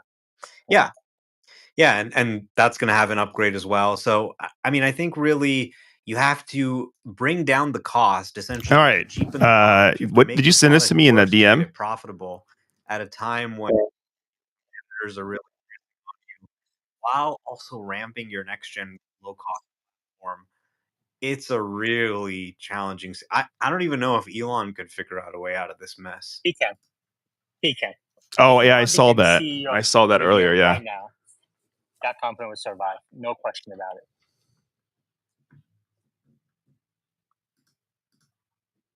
Neil. Yeah, so I'd like to say that I think Tesla has deliberately left gaps in the EV marketplace for Rivian and others. And what I mean by that is, Tesla is a very sexy company. The cars are fast, right? They're city cars. They've left holes. Where's the Ford Explorer? Where's the Toyota Highlander competition, right?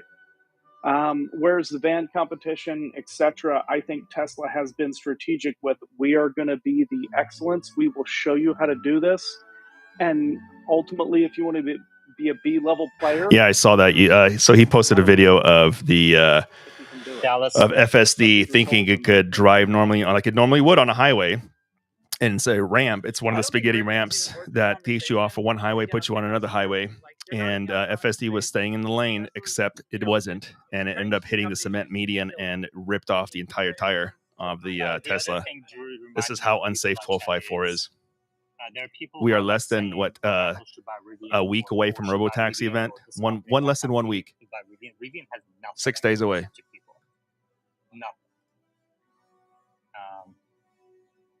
I can't think of one thing.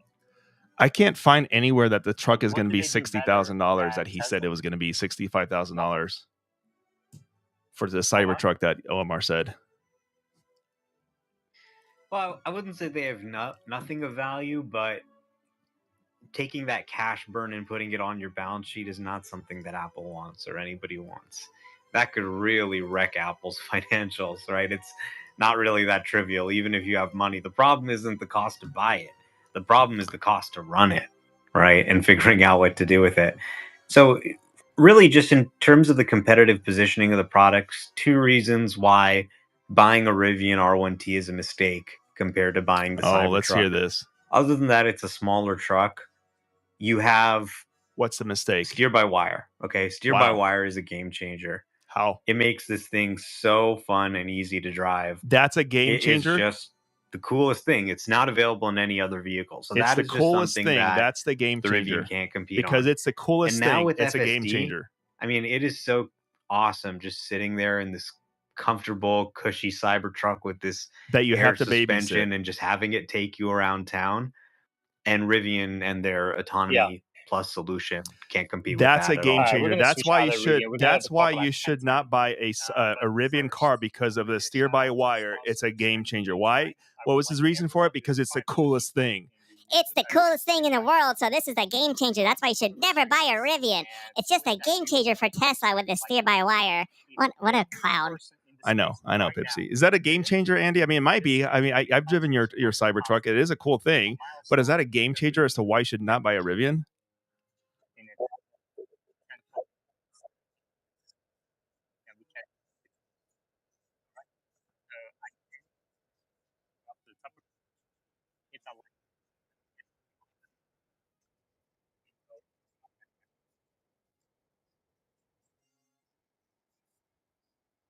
Our sponsors.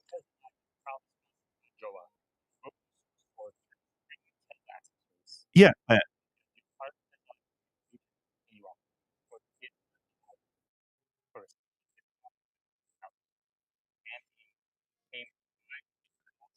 The rear wheel steering, yeah. It's a tongue twister. I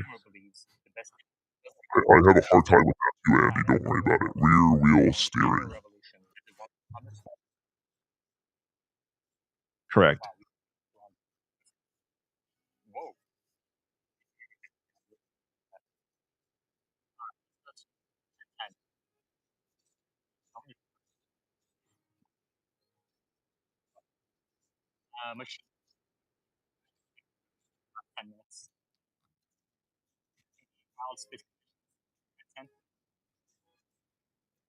Exactly.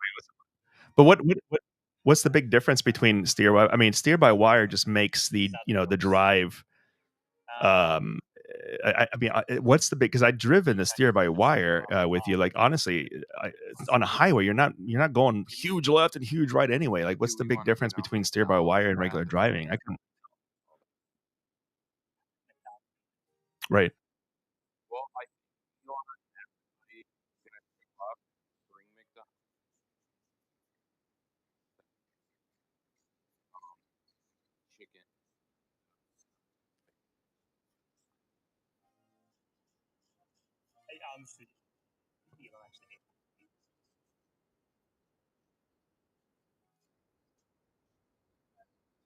Right.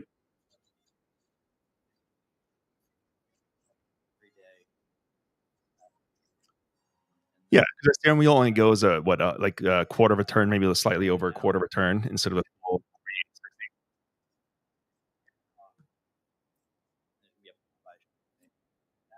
Going Popeye's diet. My regiment decided to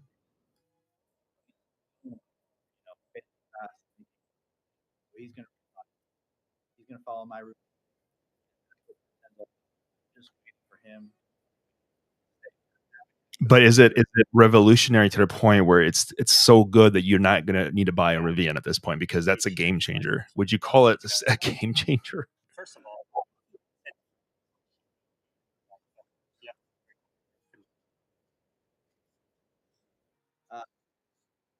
I would go on that. If I got, might go. Sure. I agree with that. I mean, I think it does help, but again, is it a game changer to the point for somebody with a following of 500,000 people tell those followers, don't go buy a Rivian because the game changer is the steer by wire. Like, what is the big game changer about? I don't really think it's a game changer.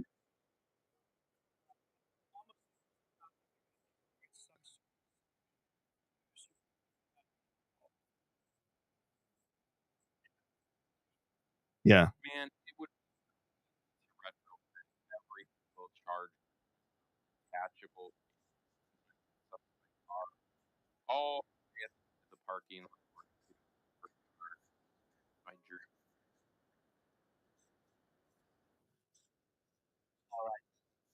Different taste. Yeah. So Yaman just said that there's not a market for Rivian to stay in because there's not a big enough market. So we're gonna debunk. Shall we do it, Pipsy? Let's do it. We're gonna debunk Yaman. That's Yaman's with a honk. And then we're going to debunk Omar because he said the steer by wire is a game changer, and that's why you should not buy Rivian. We are debunking Omar. Baby Omar has been debunked. I told you there's one more in me. I am psychic. You did good. 3 debunks on Omar today. Good job, Pipsy. I'm quite confident we're gonna get 3 products. The 25. Yeah, it's crazy to me, man.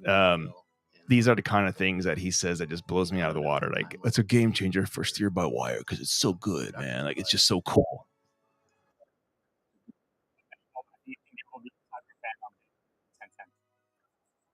Oh, you do have a Cybertruck. Let's talk about your FSD experience. Andy has FSD, just got it. I don't think there's going to be. Hold on one second. Let's listen to Omar real quick. Seems like that promotion had nothing to do with Tesla whatsoever. But was fun to speculate on. You don't think I think obviously Elon's gonna walk on stage with a burger in his hand? No, he's talking about some prep. Hold on. I mean, he might, honestly, after all this. Who knows? We'll see. Maybe they'll have Optimus, just have some McDonald's or something. But I think Machine will be excited by the event, and all right, he's just his mom will be excited too. Let's talk about your FSD. How is your FSD 1255 on Cybertruck? I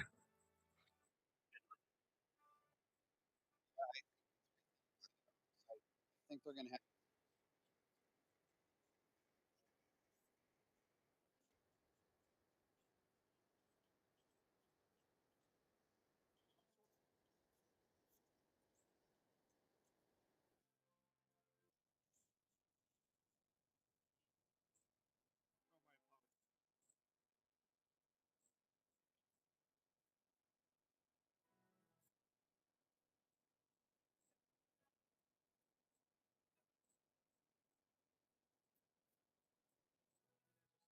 Right.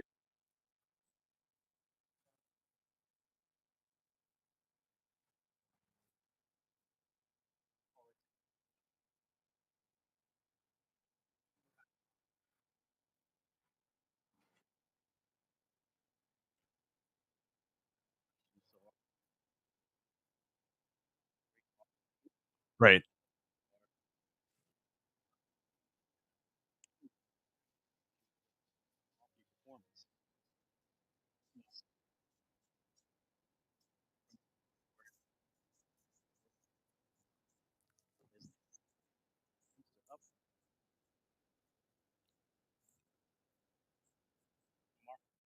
There are a lot of hardware.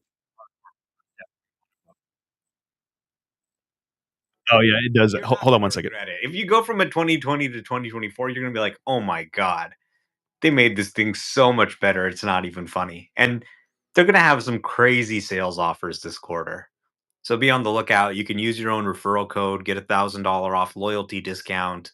If you refer friends, they can give you up to $5,000 off the new car. They're doing inventory discounts. So there's going to be some great deals this quarter. I really recommend everyone take advantage of it. And Okay. What you know, else? hardware 4 is going to drive better than hardware 3 over time. Right now, the Wait, he difference just is not said that much. It's a spaces little ago bit, that it's going to be the but it's same going to get exact bigger over thing. time. So if you have the latest hardware, it's Oh going to be God, a this nicer, guy, more this comfortable guy, experience longer term. Okay, this great. guy. We have a bunch of hands up, a bunch of requests. So if essentially you were saying that it got into the post office, you had to correct it, and then you're saying it was getting on the highway. We have half hour to get to 300 plus. So I need everyone in this space, 450 people. Did we lose you, Andy? Go up to the top of our screens and hit. Oh. Great. People kind of say, no, I don't want. Because of the minimum speeds. So the the highway, because I experienced that in Georgia when I was down there, and I talked to a few people about this when I'm on the highways. Scott Walters actually is one of the people I talked to about it on the highways in Georgia and Florida, some other southern states. They post the minimum speed that you can go on a highway, which is usually around 40 miles an hour. So when my FSD saw that on a highway, I was going 70 because the speed limit was 70, so I was going about 75. It saw that sign for minimum 40 miles an hour, and then the car just started slowing down, like rapidly slowing down to 40 miles an hour. Is that what you were experiencing with yours?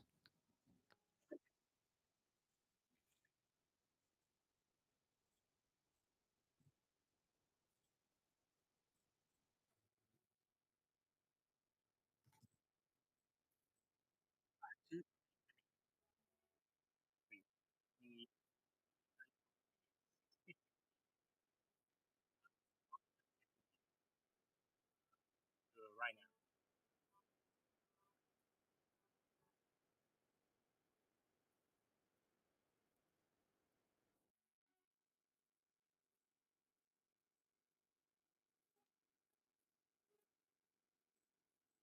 Click the like button. I can't do that. Can do.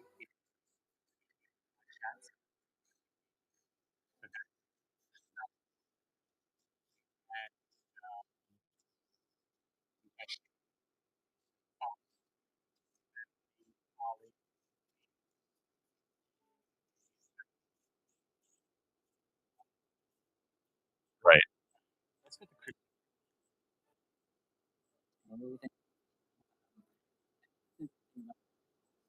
Announcement in McDonald's the day.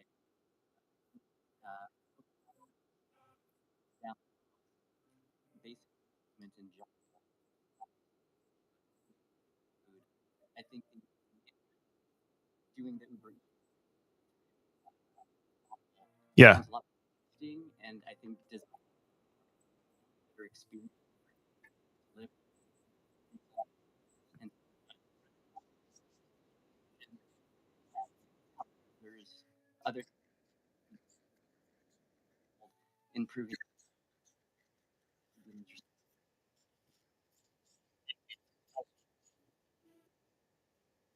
Question for you. Do you think probability unreleased?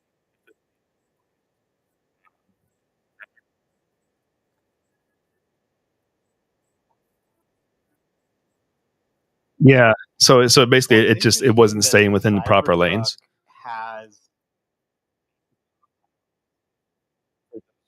on Foundation series now.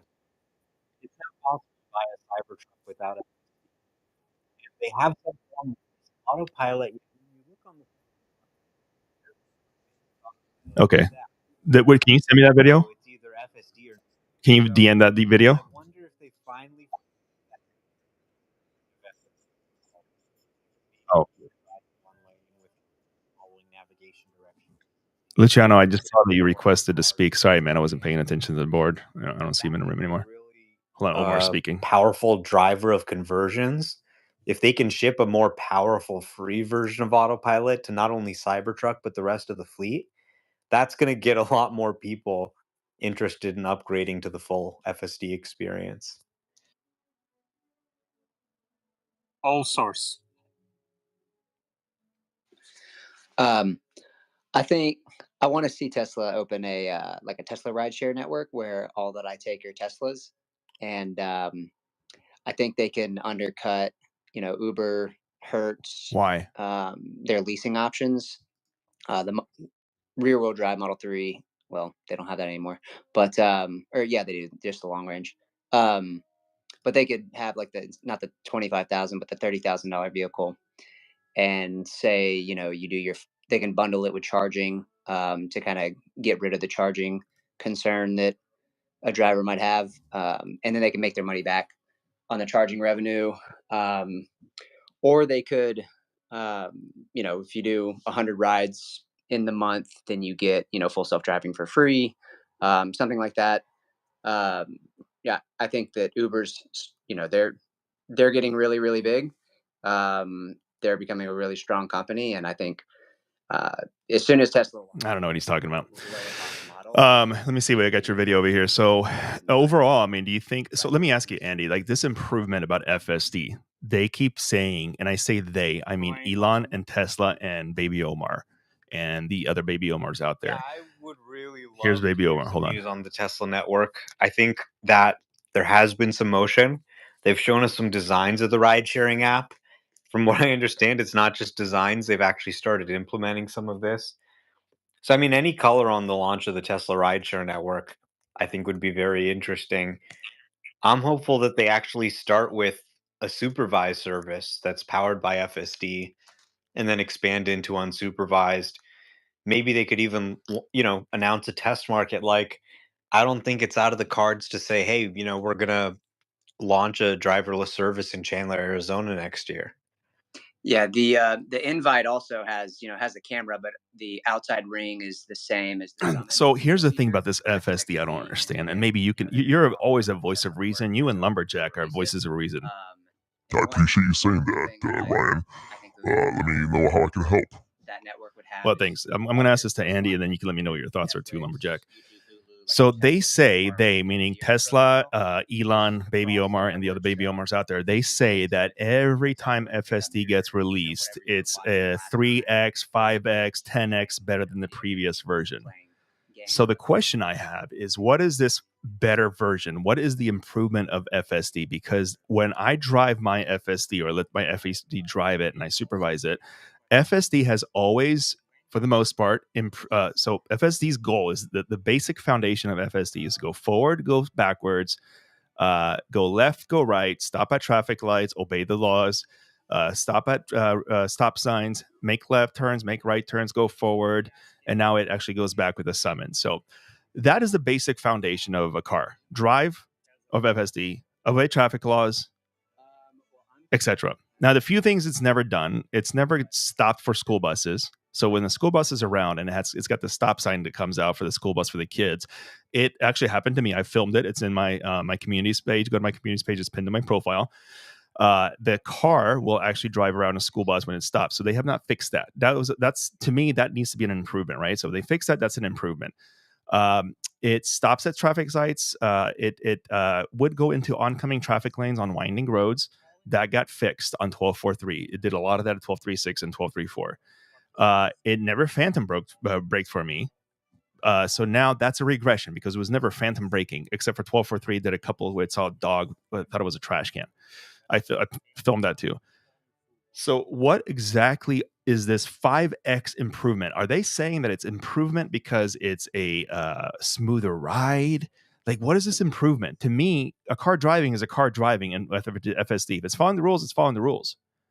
Now, when I see it phantom braking and going into oncoming traffic, like with this one, that's a regression. That's not improvement because it's now not doing what it used to do. When I still see it going around a school bus when the school bus lights are on, that's not an improvement. It's not a regression. It's just not an improvement because it didn't improve itself. It's still maintaining the stupidity of what it did before. So what exactly is FSD improving on when they release these announcements, when Elon says it's 5 times better than the previous version and Omar says it's 5-10 times better than the previous version? What about it is better? I don't understand what the improvements are. What do you think, Andy? I mean, you've had FSD for a while. I mean, you can see improvements from version 10, 11 to 12, but in the last 3 or 4 FSD releases, what is the improvement?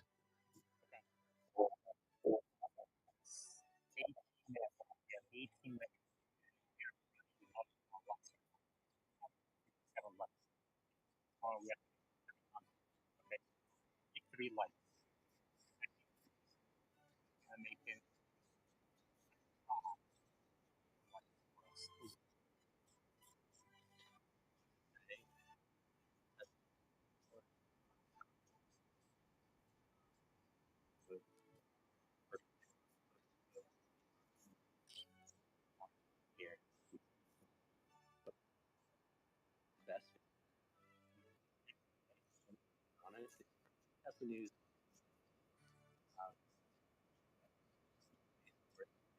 They ask a question.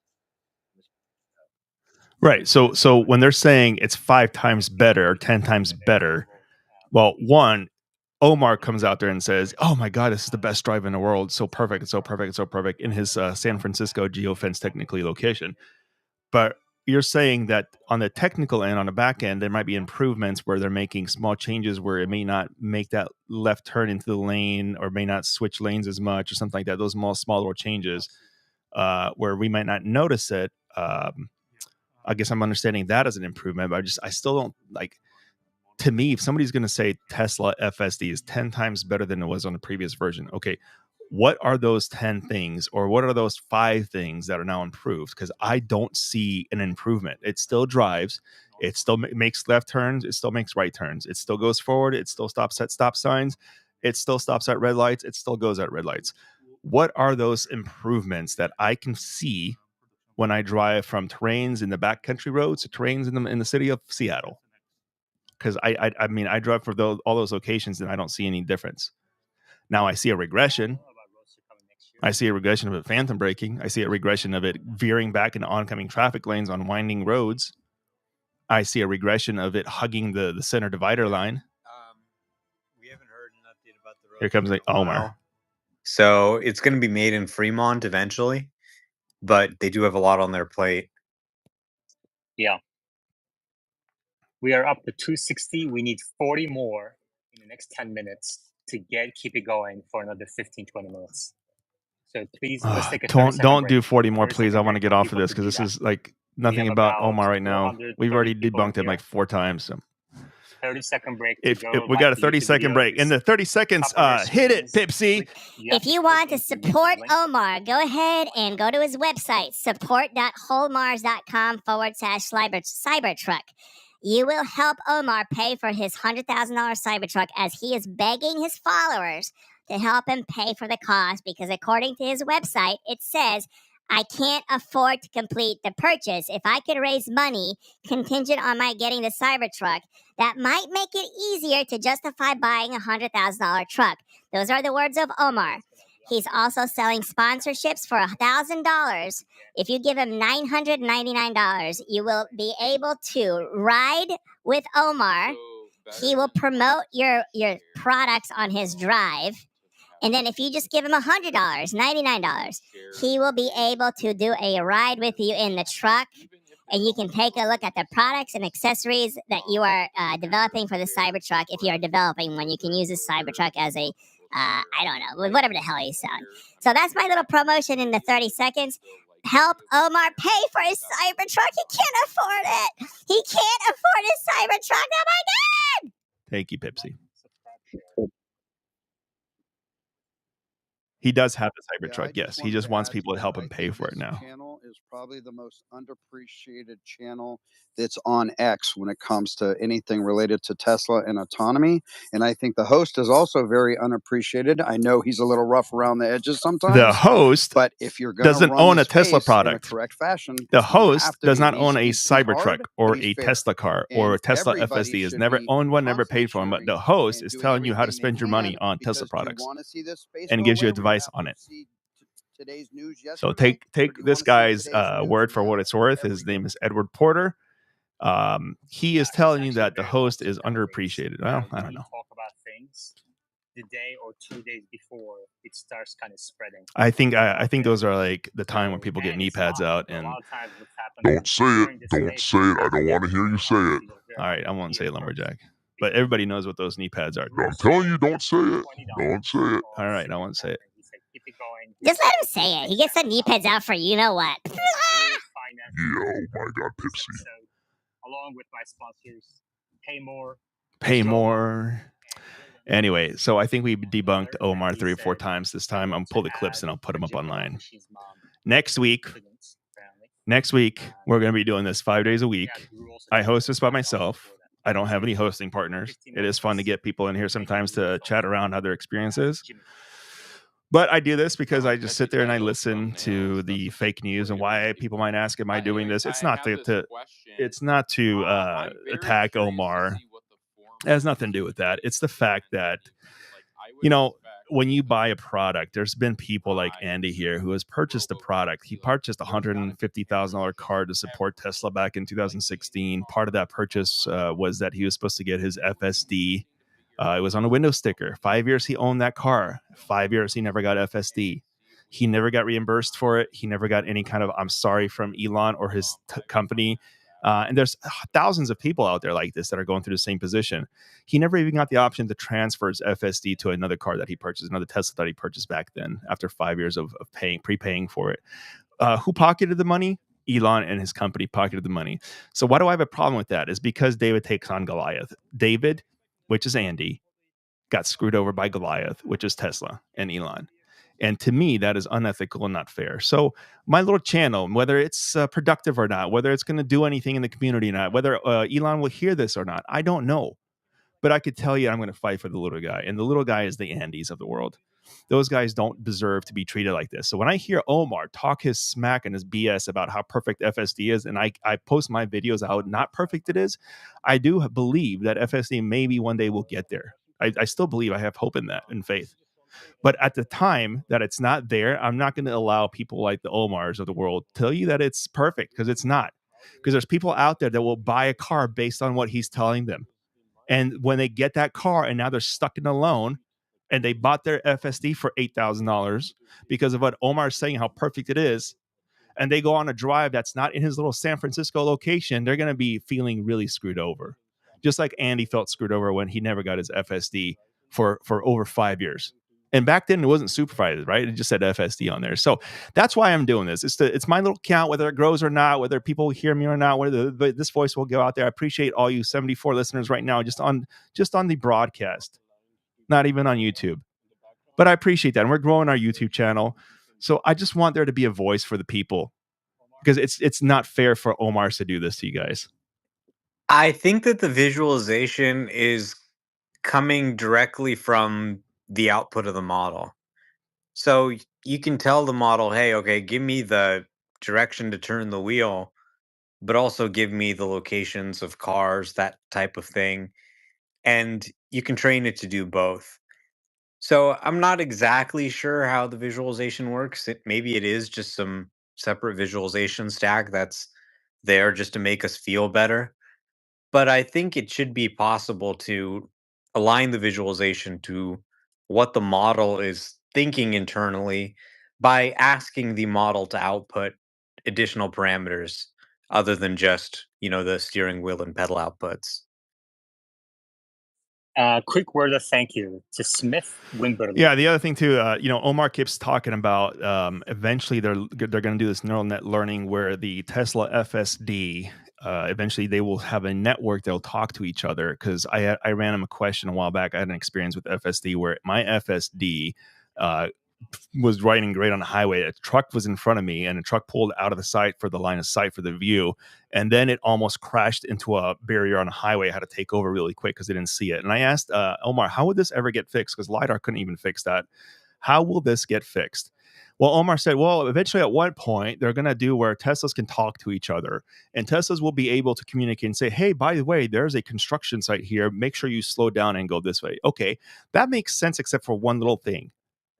What if I'm the first Tesla to arrive at that location and I happen to have a truck in front of me for the first time as they just put up that construction site? So is my Tesla going to be the guinea pig that's going to run into that construction zone because FSD is going to be unsupervised at that point where they're supposed to talk to each other? It doesn't make sense. It doesn't make sense what he said. Like, these are the things that I don't appreciate, the lies and the fabrication, because a lot of the stuff that Omar says, I'm finding out as I'm fact checking him, is opinions that he's coming up with in his own head. A lot of it. And like we heard today, 4 times he got debunked. 10. Are you going to host this room? Are we gonna have like any boots on the ground for people going? Maybe they can like co-host or something. Like that'd be really interesting to see. We are going to be doing our show, by the way, isn't until Consumer 5 Connection show. It's that going to be day, this and Thursday at official 10:10 at 5 starts at p.m. 10 October a.m. 10th at 5 to p.m. Pacific noon. time. So we'll be able to do the show as normal before I go into 10:10. Yeah, but are we gonna have anything like before that? Like I've watched a lot of people where they're commenting on an Apple event while it's going on, and they'll mute sound or they'll bring things in and have discussions while it's going. Do you guys do you want to plan on having anything like that or no? Yeah, we can. I mean, we can do something like what I did with the earnings call, earnings release and call. We can do that. We'll have our regular space, and then we'll probably do something on YouTube. I'll probably do something on YouTube because Omar isn't going to be here. Obviously, he's going to be at the event. A lot of people will be at the event, and we can kind of listen together on YouTube, and then I can take some notes or something. We can discuss it in live chat in the meantime. Jimmy, how does that sound? Yeah, it sounds pretty good, man. It's just I like watching events where other people Anyway, communicate I think with they're and kind get of like running at the ideas tail end and here. They got a couple of feedback minutes like left. I right don't think he's going away. to get his 40 likes, but Yeah, exactly. I think that would be fun. For those who couldn't make it to the event, we can watch together and chat in the meantime. that's So if you right. want to join that, go up to the top of our screens and subscribe to the YouTube channel. That's where it's going to happen. I would recommend maybe doing something after. I think this is going to be one where when the event's happening, you watch the event. Well, we'll be watching together. Yeah, Right? well, I have to go, so I can't come either way. No, I know, but I'm saying we as in Tesla Live. I know you're not going to be able to make it. A lot of people won't be able to make it because they're going to be at the event. We're going to make it. We're And going to now we be, can I keep might it go to going. the You can event. join whenever you want. I got my invite. I don't know if I'm going to go yet. I might, and I might go live as well. Might do both. We'll see. Sticks in cyberspace. Anyway, I don't think there's going to be much more being said. I'm going to probably wrap this up. Andy, you got anything else you wanted to chime in on? Oh, I got your video here. Hold on. Let me check out your video. Go ahead and speak, Andy. I'll watch your video here in a second. You're asking people to like the video. If they just open the video and like So it, I'm watching your that will video, be and is it towards the? I see that towards the video. end. Is it the That's the most construction? Oh, important there's a fact. construction zone. Okay. Click through it Don't and worry they about it. Oh, like a little montage. All data. Just Okay. do what I say. All right. Go to the So link. we got the montage. It's We are making a left way over turn the average on a traffic light. Nice. That's not the missing piece here. We got it's going. All right. Now it's going through a neighborhood or the Gwinnett Clinic's on the right. They love coming to the space, and there's a good reason. We have an excellent group of And we got it speakers. still driving. Where's it going to make a right turn at? Or is it making a right or left? Right turn. Right turn into. Oh, I see. That's the do not enter area. We have a group of principal Okay. Now we got the third scene. We're coming up 2-lane road in the middle of suburbia. well together. I see a construction, I think complex maybe that they're building on the right. Passes one dump truck, passes second dump truck. It's in the right turning lane. Whoa! Holy cow! Did that slam on its brakes getting back into the lane? I slice and dice it. Trust me, I'm keeping Oh, you did that. is life. Holy cow. That was going fast. I got to replay that again. I'm telling you, if every single person who came to the space. Let's see here. I'm sure there's like a way to. Right now. Okay, it's passing the first dump truck. This channel would be more going 50 miles an hour, passing the second dump truck. It's in the right turning lane. And Andy takes over, slams on his bro. Wow, that's fast. And I think it's going to go a long way in terms of fighting Mr. Now we got a backup camera. And EVs in general. Is that you driving or driving? Parking? Oh, okay. Why did it go through the line like that? Yeah, I just wanted to talk about parking space. I know someone mentioned shares are important, which they are, but likes are beyond important. That's how we spread our. Yeah, it's like okay. So let me watch this parking thing again here. Let's see here.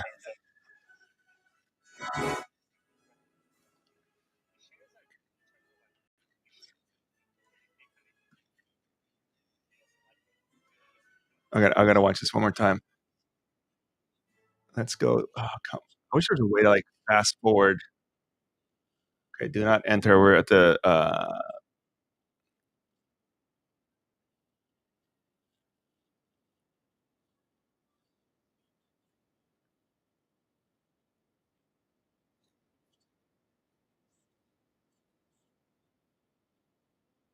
he's gonna take over here.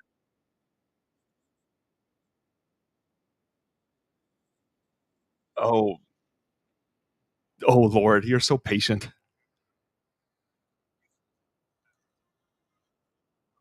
Wow, it's making parking in a parking spot. It's crossing over the lines, not the left or right lines, the back lines where normally it's not supposed to do that. That's crazy. Oh, what's it doing?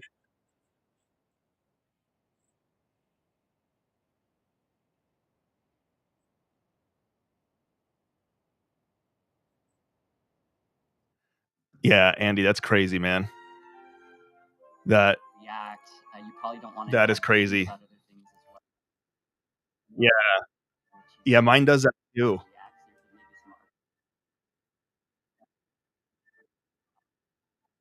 Right. Yeah, I saw that. Yeah, it's like it was dancing. I called it dancing. Mine was dancing essentially. Like it was doing the dance when I pulled into the UPS store on my first day driving. And it got to the parking lot of the UPS and it was going towards a car that was already parked and it was making left, right, left, right, left, right, left, right. It was like doing the dance, the wiggle. And then finally it parked, but it parked in the middle of the parking lots between like 3 different parking stalls. So yeah, it definitely mine definitely does this well on Hardware 3, and yours is doing it on the Cybertruck. Very interesting. Good video. Awesome. Hey, I got to tell you though, you know how to? I don't know if you knew this or not, and anybody that's listening on X, you know, you can do this on YouTube. If you put a time code, meaning that if you start your video on your YouTube channel and you put on the very top, like this, you put this in the description of the video. So you put in timeline, and then underneath that you hit 0:00, and then you hit a space, and you do your title, which is introduction. Next line you do, say for example, you have an event happening at 45 seconds. You do 0:45 space, and then you put in the chapter of that event. Say it's veering into oncoming traffic. And anyway, so if you have a 15 or 20 or 40-minute video, what you could do is you can time code it. And what that does on YouTube is it'll create chapters for you. So people don't have to watch the entire video. They can literally click on that specific chapter or hover their mouse over your video timeline, and it'll showcase the chapter of what scene you wanting to present. Well, I did this by fluke, by cop, because I post on YouTube. Like I said, I'm just growing my YouTube channel in addition to this X channel. I posted the video on YouTube first a while back, and I did that timeline on there, and then I copy and pasted that exact same video on X because I wanted to promote it on X as well.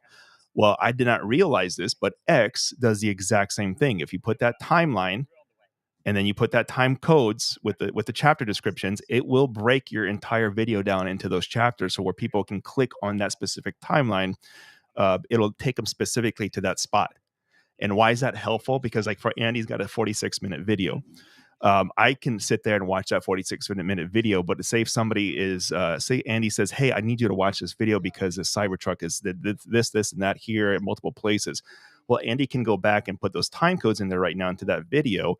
And me, as somebody that may want to present part of his video to somebody, I can quickly hover over the timeline, or I can go through his description or his post, and I can click on that one area. Then I can say, hey, look at 15 minutes and 36 seconds. This is where Andy's truck flew 10 feet in the air because it decided to not stop going 90 miles an hour or whatever the case may be. I'm just making that part was made up. So just a little heads up, just some cool features that I found out with X. Same with YouTube. And get us a little clearer sense of that. I'm not sure how active he is on that. We have a robot talking in the house. That could be built on top of one of these. Anyway, I think we're good, man. Andy, thanks for sharing that video. I'll watch it a little bit later today.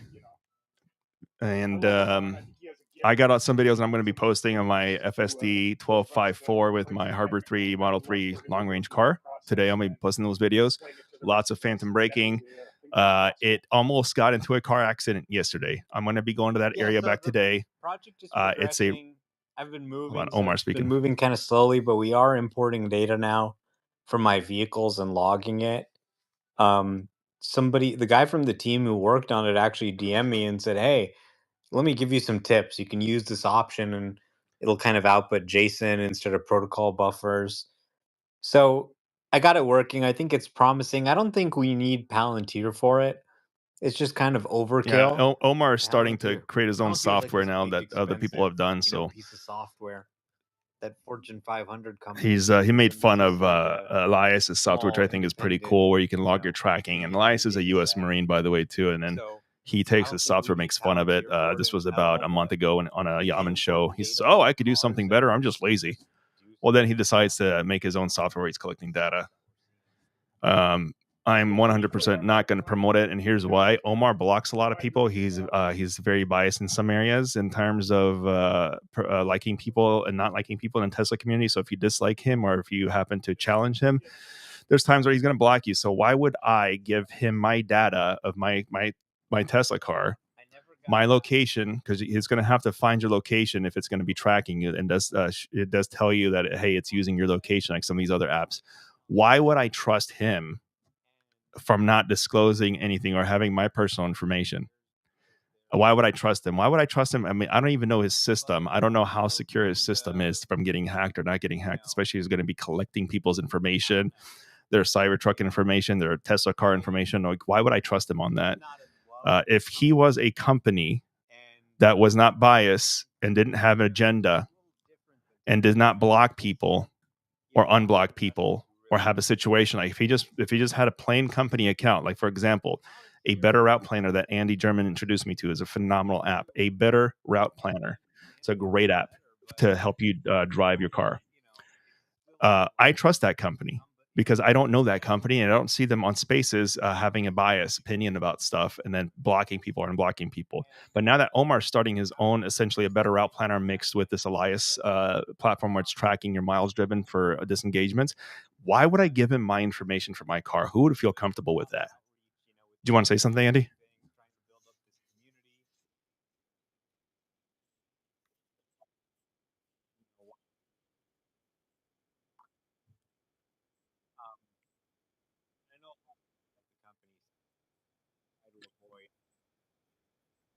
Very good. Share it with us. Yeah, go ahead and share it with us. And I don't know if you heard me about the time frame. You can put the time codes in there now in your description of the video.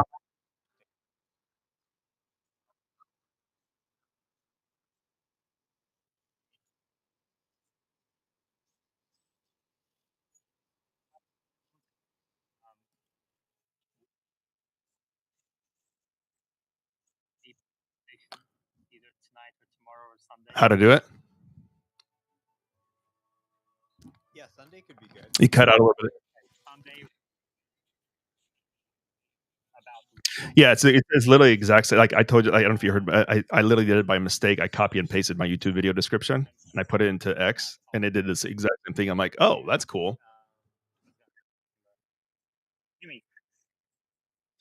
Well, I'm looking forward to your videos. Tag me on them or in the comments line if you do like a secondary comment or something, and I'll watch them.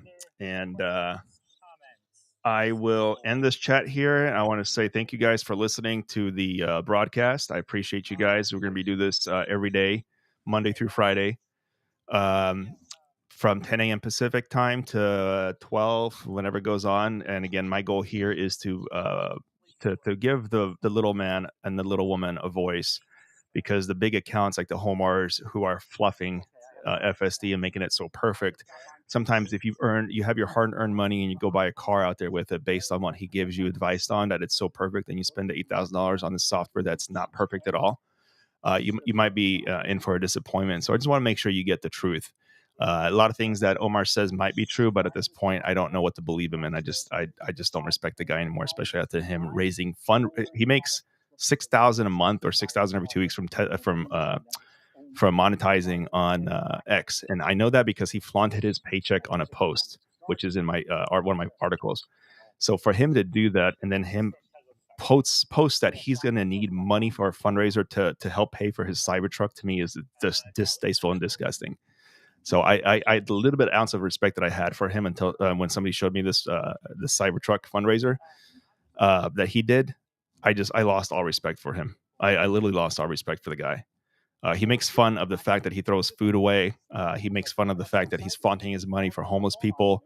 Like all this is in an article. I'm not making this shit up. Go to my X profile, click on articles. It's the last, very last article that I posted.